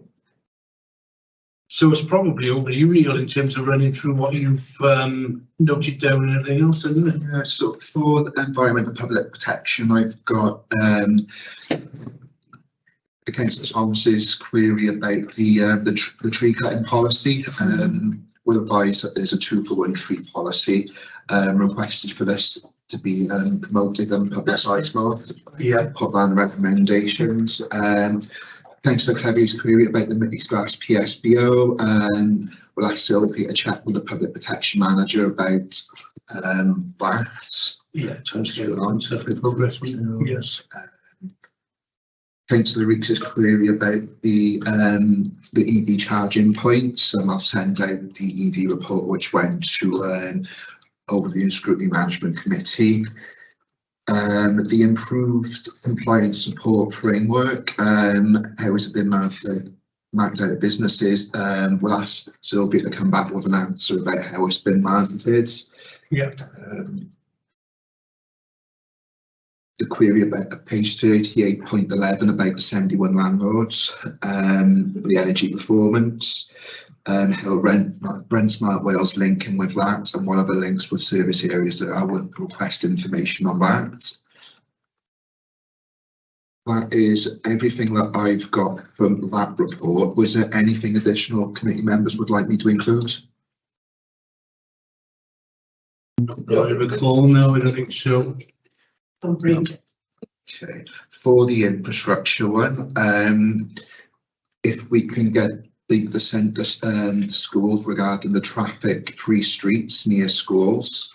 Yeah. As I'm sure whether the committee feel this should be reported, but you mentioned about the lack of signage on the SDR and it's the roundabout near the civic community side. Is that something that you're looking to request?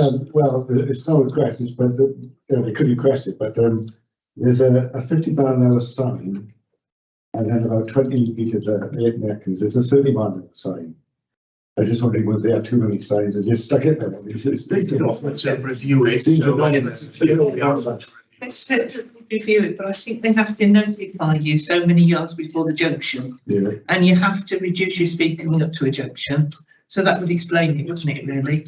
If you're bowling along there at 50, you're just being told to slow down. After the roundabout. Yeah, you come off the roundabout to 50 and drops to 50. Right, is that because it's... Well, they reduced the speed limit when they added a pedestrian crossing into the tip. And I think they've never taken the 50 sign down, so that's why it's still there. But yeah, you should know it's 50 then 30 got slowed down. Yes, I did fall foul of it actually. Yes. Right, so you've got special needs. Special needs. Yes. Also got query here about the digital bus signage, and we was advised that the signs had been ordered, but they need to check about implementation of that. Well, they were also going to update the report because he said the date that they had to complete it was incorrect, and it probably should be red rather than green in terms of the colour. I must say, thinking back to other questions that you made, we asked a question about the seating, particularly with the view to older people using the bus service. Thanks for it. And sort of, you know, there was sort of, well, if they keep on getting vandalised, we don't have the resources to keep replacing them, or this, you know, that may have been an interpretation. But actually, if you're going to put digital signage on things, that would equally could be targeted for vandalism. Yeah. I think probably more than seating. To be quite honest. Well, you've got cameras on the roads, you've got cameras on buses to get the perpetrators. Yeah, they have got cameras on buses. So there's not cameras on the buses, on the bus stops, yeah. Yeah, so I got your query on that, Mr. Thomas. They didn't think there's a policy, but they're looking to could be seen as a barrier to active travel if people, you know, elderly. Yes, exactly. Yeah, and I've seen it sort of say that the new ones have got seats, but it'll be a long time before any of the other ones get replaced. Yeah, but I mean, I think that would really put a lot of people off. You know, if they were right on that edge of losing their mobility, that would be the thing that kept them at home, and then they'll lose their social contact. Yeah. Their health will go down. Yeah. Apart from that, that's all I've taken from the infrastructure report. Was there anything additional members would like me to include? Yeah, Neil, I did pick up on the poor condition of the roads. Really, the fact that, you know, we ought to be looking at some sort of plan to get that down. When they were saying about the 4.8%, and it's more than double what it should be, because it was 2% was their plan. So I really think we ought to be pushing back somewhere on the roads. I know they said it wasn't related to the potholes, but, you know, we still should have something there about, you know, what their plans are to improve the road network, particularly with, you know, the way it's sort of going with the sort of the 20 mile an hour through, etc. My belief is going to be, you know, more traffic on the roads that is going more slowly. Therefore, it's going to actually have an impact on the road network itself, the surface and infrastructure itself. Well, the Highways Asset Management Plan is coming to committee later this year. It's on the next agenda item, and we'll probably get the detail there. Now, it depends whether you want to try and ask for the detail in advance, or whether you're happy to wait till then. It's on the draft forward work programme, so. Well, up to the other members, then, I would say, Chair, because if you look at it, the 20 mile an hour zone is coming in on the 17th, and we're meeting after that, aren't we? Yeah. I was. This is not on until I think February, so you know it's quite a way off. So do you want to ask for some data in advance of that? I feel we should, if that's okay with yourself, Chair, and the committee. Yeah. Everybody else happy? Yeah. That's fine with me. Yeah. So what is it we want to ask, Neil? Are you clear or not? Yeah, I've got the poor conditions of the road. Should look at plan about reducing. You know, there should be more details about plans what they're doing about improving the roads. And there's worries about with the lower speed limit, there could be more traffic on the road, which could relate to more damage to the highways. Is there anything additional you'd like me to include on that, or possibly reword? And if it causes traffic jams, it's going to cause more congestion and fumes. I'm actually really looking at road range, because, you know, quite a few of us are trying to keep to the 20 mile an hour anyway, and then you get people overtaking you and being very angry at that. Thinking it, you know, it's you in the wrong. It's all much government policy, isn't it, really? So if it's sort of tied by it. And in between, we get electric scooters and bikes just bobbing like that. Yeah. We could have just had the cheek to literally say we're not doing it, couldn't we? But I don't think that was ever going to happen, would it? So. No, that wouldn't have happened. Not at all. But I think we just need to focus on the condition of the roads. You know, already that's, you know, that it said is constant poor or underinvestment in the road network has led to this condition. So, you know, really, what are the plans? What are they going to do about improving the overall road conditions? Yeah. And for the advance report for housing and communities, I've included Councillor Adam's query about the empty properties on page 97, about specific measures with a private property, but David can share the figures around social housing. Okay, so Dan, would you like me to resend the RSL report, which was sent to the management committee a couple of months ago as well? Sent on the If you can, 6th of April it was. okay. I'm just wondering, would that be updated considering we're in July now, in terms of the You won't get review? another update for 12 months in Yeah. a 12-monthly report, they are. So I thought quarterly as well, because I could see some of the sub content in the report states quarterly. Am I right in saying that? Yeah, I Half- don't it's think, half I think that yearly, RSL quarterly, report we actually quarterly. asked for specifically, didn't we? We did ask for it specifically, yeah. That was like a side report. It went to people committee initially, so yeah, we just sent it. That's Yeah, right. because it was mentioned before. Yeah, so it's an annual report then. I think that was just an information report. That was Okay. Yeah, that discussed with people committee. Oh right, okay. So it went to a different committee then, and it's It just sent did, across yes, to us. so- No wonder I didn't pick up on it. Yeah, please, if you can, Neil, that'd be helpful. I mean, I just wonder whether there's a recommendation in there somewhere that we should, be collating some performance statistics from the RSLs and sort of sharing them. Well, I mean, I think that should be a metric. I mean, in our We- report. they're not a part, I mean, there's an implication that they should work with us, but actually they're very much stand on their own in a lot of things. And of course, Welsh Government made a raft of legislative changes a couple of years ago, which put them really, beyond the reach of the councils. I mean, I don't know whether you know this, but they used to have it was an obligation to have councillors on their boards. Now, Welsh Government lifted that and they got rid of, certainly, I don't know about other areas, but certainly in Newport, they got rid of councillors on their boards. And because of other changes that they made, the smaller housing associations were really pushed into a situation where they had to pass on their assets to the bigger housing associations. So I was on the board of Bayfair Housing. We had to pass £4 million worth of stock onto Link. And Link are now just about to merge with Pobbles, so. Oh, not another one. That doesn't surprise me at all. So they're going to be a super housing association shortly. I think they're super already. There's a few things that Well, they're probably the biggest in Wales anyway, but if they had Link's properties to it, they're like a supersized RSL. I think that we, yeah, if you want to ask, I think that David was right. It is a moving feast for numbers because obviously it just changes as soon as what happened. But it would be useful to know how many properties are long-term void. So we've been void for more than 28 days, perhaps.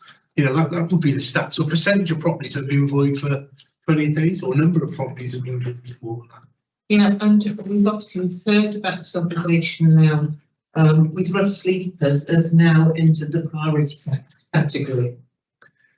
Yeah, I was going to ask him a question on it, but I thought I'd asked enough. But he sort of said that rough sleepers have entered the priority category. But actually, I suspect if you looked at the people who are in temporary accommodation, that's only a small proportion of those people who are rough sleepers. And the majority of people who are homeless are actually families and racial breakdown. Well, you look at the people who are still on the streets, and particularly this time of year, when the weather's better. So rough sleepers, they could automatically claim. Well, they can claim to be on priority. What happens is they go into accommodation, they get kicked out.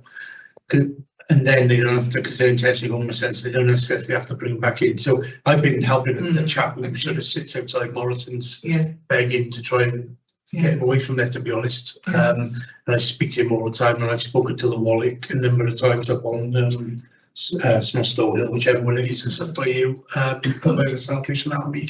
And they've said that he's basically burnt his bridges in all the different sort of night shelters and accommodation. It's quite good to do that. So he's now in a tent at Single Cemetery, I think. So, sorry, I've gone off topic, but yeah, it is a challenge. And was there any other comments that the committee would like me to leave for the housing, or is that okay? No, I think I was okay. I did ask him for the number of homes for rent that were delivered with social housing grant for Homes which were what, sorry, Chair? Delivered for rent. Delivered for rent. Social rent. Yeah, from the 318 last year. Going back to the RSLs, what I would like to know is what proportion of the stock which they have is offered for rents, which would be classed as affordable.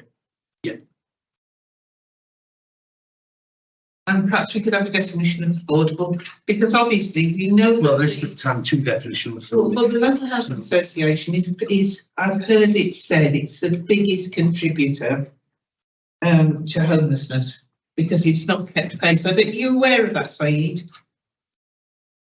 Sorry, I missed that, Kate. If you could Are you aware of that? That it's being said that the local housing allowance is the biggest contributor to homelessness because it has been frozen. So it doesn't come anywhere near the amount of what is being rent in certain areas. So it's contributing. I did hear that. Yeah, I mean that's actually a consideration in planning as well. I understand. Am I right in saying that? Yeah. So what I'm suggesting that we ask for is for the proportion of properties which the housing associations have, which are affordable. Which people really could afford to rent, rather than have to be in the high income category to afford. I mean, something else which was raised recently. Good question to pose, I think. Was the amount of rent that they're asking for small? People move before they retire. They might downsize into a smaller property, and then they retire and their income drops. And they have to leave they should be able to call their home for as long as they're able to live independently, they can call it their home. But they're being forced out because allegedly the rents are so high. They'd be far higher than somebody on state pension could afford to pay. See what I mean? So the housing associations aren't really, for many citizens, fulfilling their obligations. What they were meant to be doing when they were left up. No, that was the point I was trying to make in the meeting, to be honest. We said that really well there. Thank you all. Thanks, Pastor. We've got the forward work programme, Jan. I don't know if you had a chance to look. If you want to send me any comments or if you were happy with it. Yeah, I was quite happy with it. Thanks, Jan. Thanks, sir. So is there anything else you want to raise around that, Saeed? Just around the general homelessness housing issue? Or Alex as well, because I know both of you were very concerned about, homeless housing supply, weren't you? Yeah, I mean, it is I think a hot topic right now, and it's a matter of concern. In fact, the housing issue. I'm just looking at obviously the figures as well in terms of the amount of people on the common housing register, and it's almost 10,000. Am I right in saying that roughly? Yeah, pretty much just under. And it used to be 2,000, and we were shocked when it was 2,000, and it's since COVID. Yeah, Chris, did you want to come back in? Yeah, I was just only picking up on the what David said at Warm Spaces. They've got a meeting now this Thursday to discuss what their sort of forward plans for that. I think it's just worth having an update on that to see where we as a council sit on the plan, plans going forward for that into this winter now. Yeah, definitely. Yeah. I was just wondering, in terms of those figures, I mean, 10,000 is probably in the public domain anyway. I haven't had the chance to look. What sort of percentage are we looking at a regional level in terms of those figures? I mean, how many empty property? How many are on the common housing register in, say, Torvine, for instance, Monmouthshire, etc.? Could we request perhaps a table, or could we find that, do you think, in the public domain? Currently, think it's probably on the Welsh Government website on Stats Wales. Yeah, if you've got the Stats updated list. But so they'll do annual returns, they will. So you probably won't have last year's yet, maybe the year before. Well, I mean, we will be higher here proportionally than other areas of Gwent, because for one reason or another we're seen as a bright light. Yeah, absolutely. The demand for housing in Newport is huge. Yeah. And it's exasperated by the fact that rents in Cardiff are ridiculous. So actually, where's the sort of nearest place to go? Bit cheaper where you can still travel in Newport. Rents in house prices in Bristol are ridiculous. Where's the nearest place you can go that's pretty cheap and nifty in Newport? So we're having a massive influx of people from different and outside the area, which is just driving up the demand driven. Yeah, and also Supply that's driving up rents as well. Oh, absolutely. So, you know, and that just increases the number of people who are looking for. And what's happening is the Rented Homes Wales Act, all landlords have to send out new tenancies to their tenants by the 31st of May or whatever date it was. So when they send in their new tenancy agreement out, they took the opportunity to put them in, didn't they? So, you know. They're only allowed to put the rent up once a year. Yeah, but that, some landlords still put rent up for years and years and years. But when you've got to do the paperwork, you just want to increase the rent, don't you? Well, to be fair to the landlords, you know, because of the costs going up substantially, especially mortgage to buy, you know, to rent, mortgage to rent, yeah. Chair, Mark. Yeah. Is that, can we request information on Saeed's question around the 300% premium increases on rents by local authorities through Wales?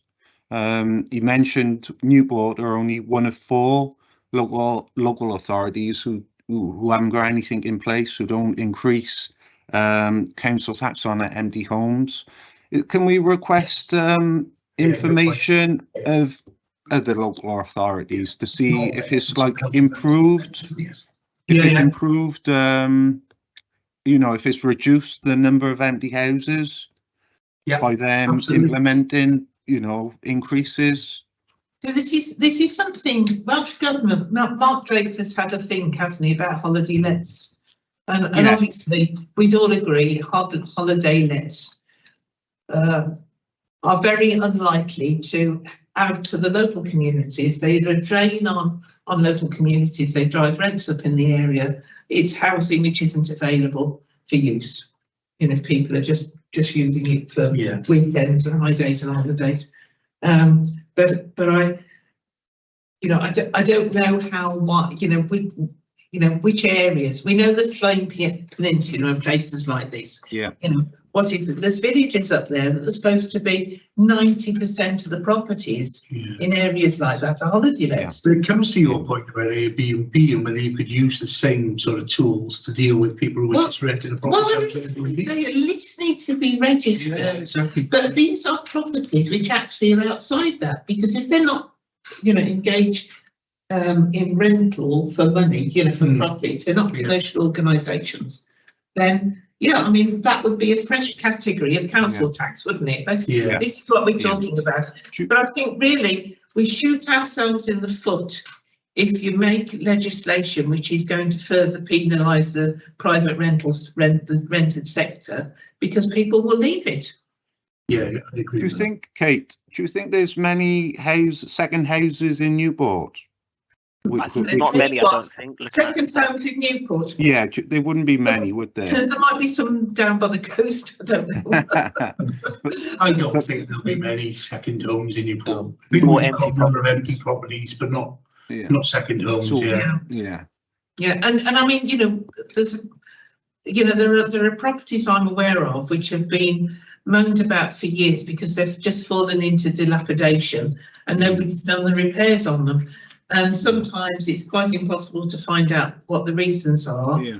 But you know, you said there is a council scheme where the council will lend people money to do up those properties to get them let out.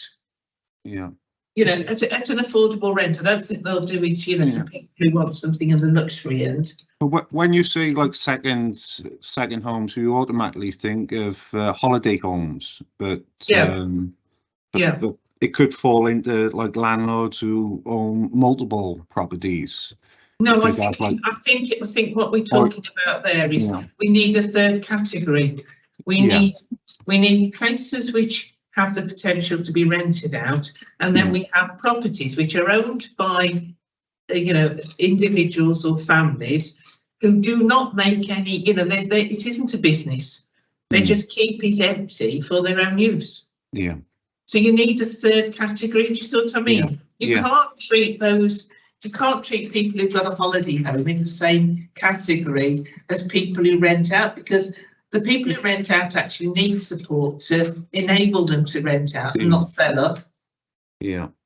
We've got the recommendation Yes. on the 300%. I think let's let them come back to us and give us the. Yeah. So I'll send those through to officers. Yeah. This thing tomorrow. Last thing we just need to advise you of is the committee's draft annual forward work programme for the year. Yeah. So our next meeting will be on Monday, the 24th of July. This will be the second round of the service plan end of year reviews. A lot of the remaining 4 service areas are place and corporate, which would be regeneration and economic development, people policy and transformation, law and standards, and finance. Then we haven't got nothing until Monday, the 11th of September, where we'll be discussing the replacement local development plan preferred strategy. Next one after that will be the service plan mid-year reviews. So much like today's meeting, we should have an environment, public protection, housing and communities and infrastructure. 2 weeks after that, on the 11th of December, it'll be the second round of mid-year reviews. Again, finance, law and standards, people policy and transformation, and regen. Then earlier than previously this year, on Monday the 8th of January, we'll have the draft budget proposals and medium-term financial plan. So depending on what proposals are being made, but this year we had all the service areas for place and corporate with their proposals, so could very well be the same again this year. Then on Monday the 19th of February, it will be the Highways Asset Management Plan. Stephen mentioned earlier on about that. It's due for renewal, so this is when it'll come to this committee to be discussed. We're also just waiting for a date from David about the Rapid Rehousing Transformation Plan. It's a combination of 4 reports into one, so it's going to be quite a large meeting. It was due to be in September along with the planning item agenda, but so we can give it more focus, and they just wanted just a little bit more time tweaking things. We're going to do it around autumn time, but as soon as I can get a date for that, I'll let the committee know and add it onto the forward work programme and send the appointment out. Was the committee looking to add anything onto the forward work programme? Just a reminder that this is your forward work programme. You can add items onto it if you wish to look in, have a deeper dive into things. I mean, the highways one seems apt to me, and certainly the questions which Chris raised today, I know people are raising it all the time in terms of potholes and the state of the roads and everything else. So I think that was a good one to include on there. The conversation we generated from the housing one today will no doubt be relevant to the housing or homelessness transition action plan. So those two felt like sort of good ones, but are there other areas of the council in terms of these department areas that we should be looking at? Have you looked at, has there been any debates about Norse, about the contracts coming up for renewal again? They don't come under us, do they? No, okay. Fall under the partnerships committee, councillor. That is, okay. I think off the top of my head, that will be coming in November. They are on the forward work programme for Norse this year, for partnerships this year. So I know that. What's in November? They're discussing in November about Norse, are they? Yeah, they come to committee every year. It's a third report this year. Okay. And just to give you a bit of context, would you like me to send you the agenda for last year? Yes, please. Yeah, that'd be great. Yeah, I mean, Norse does come up a little bit in this meeting when we sort of talk about. It did come up last year. I can't remember which service area we talked about, but I know the contract's up for renewal, isn't it, next year? They sort of presented to us. It's when Tracy Brooks presents it, sort of part of her remit goes across North. Yeah. They extended it by 1 year, I believe, last year. It was supposed to end this December, but they extended it by 1 year. Yeah. I don't know what the plan is, whether they're gonna, go down a different path or not. Yeah, that will be for the other. Well, that will be a decision probably for officers. It won't necessarily come to scrutiny, that decision, but yeah. Also, are the committees still happy with the 4 o'clock start time, or is it? Well, that was a query I wanted to pick up. Some of these, we started at 3:30 today and then 4 o'clock for the meeting. It is a big ask for the officers to attend for, you know, outside of work hours, and we sort of did reasonably well now, but we've had some meetings where we've been here till sort of, you know, 7:45, 8 o'clock, and some of those longer meetings, I think, would benefit from starting early. And it's a mixed bag, isn't it? Some people work during the day and would prefer to do evening. Other people, you know, have children, childcare commitments and prefer to do daytime or whatever. So I'm also happy to sort of alternate them if people would like that. So you do some in the evening, some in the day, and have a mixed bag. But it's really open to everybody to sort of see what they want to do. Yeah. So I think this January, wasn't it, when we had almost like the two together. So we did start it early because we knew we'd run on late. I think perhaps we just maybe take a stock view of it, you know, a week or so before, look at the potential of what we've got to do, and then see if we're going to agree a time then, as you say, Mark. I think it's to set a time in the sand to say every committee will start at 2 o'clock. You know, we could still be here some evenings till quite late. So I think if my opinion would be we do it on a case by case basis. I think we would need to sort of like agree a time, because we need to also check with the officers' calendars as well to make sure that they're also able to attend. So we send them diary appointments in advance. It could be that, like you mentioned, Councillor, in January we had the budget meeting earlier to accommodate for all the proposals. It might be the case that we might need to do that again this year. For that particular one, I need to check. Yeah, I think that would be sensible to move the January one to earlier. Yeah. I mean, I'm easier. I would prefer to meet a bit earlier in the day personally, but I'm also easy and mindful of others. So, you know, it doesn't bother me if people still want to meet at 4. That's fine. I'm okay with 4 o'clock. I'm happy. I am. Yeah. Yeah. The majority. Cool. Stick with where we are, but move the January one a bit forward. Or at least put it in from sort of 2 or something, and then provisionally, and then once we've got a bit more of an agenda, we can kind of have a look at it. And it may be, you know, if we don't think it's going to run over. Last time it was long. In fact, I think we split it. We split it, yeah. We did, yeah.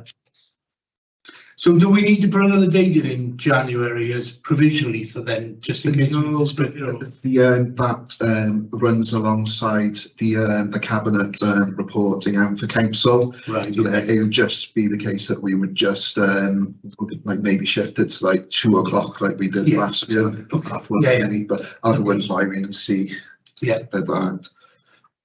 And lastly, it's just the action sheet. All actions are up to date, apart from just chasing up information from Sylvia regarding updates on the conversations with registered social landlords contributing towards the community safety warden service. As soon as I get an answer for that, I'll forward it on to the committee. But apart from that, we're all up to date. Yeah, right. There was some data I wanted off Sylvia. I should have asked about the 3 weekly bin collection. What are the projections of you know, by what percentage is it going to increase our recycling target from 67%? Is that in any of the paperwork, or have we asked for that before? No, I think what we've been told is it has to go up to 70.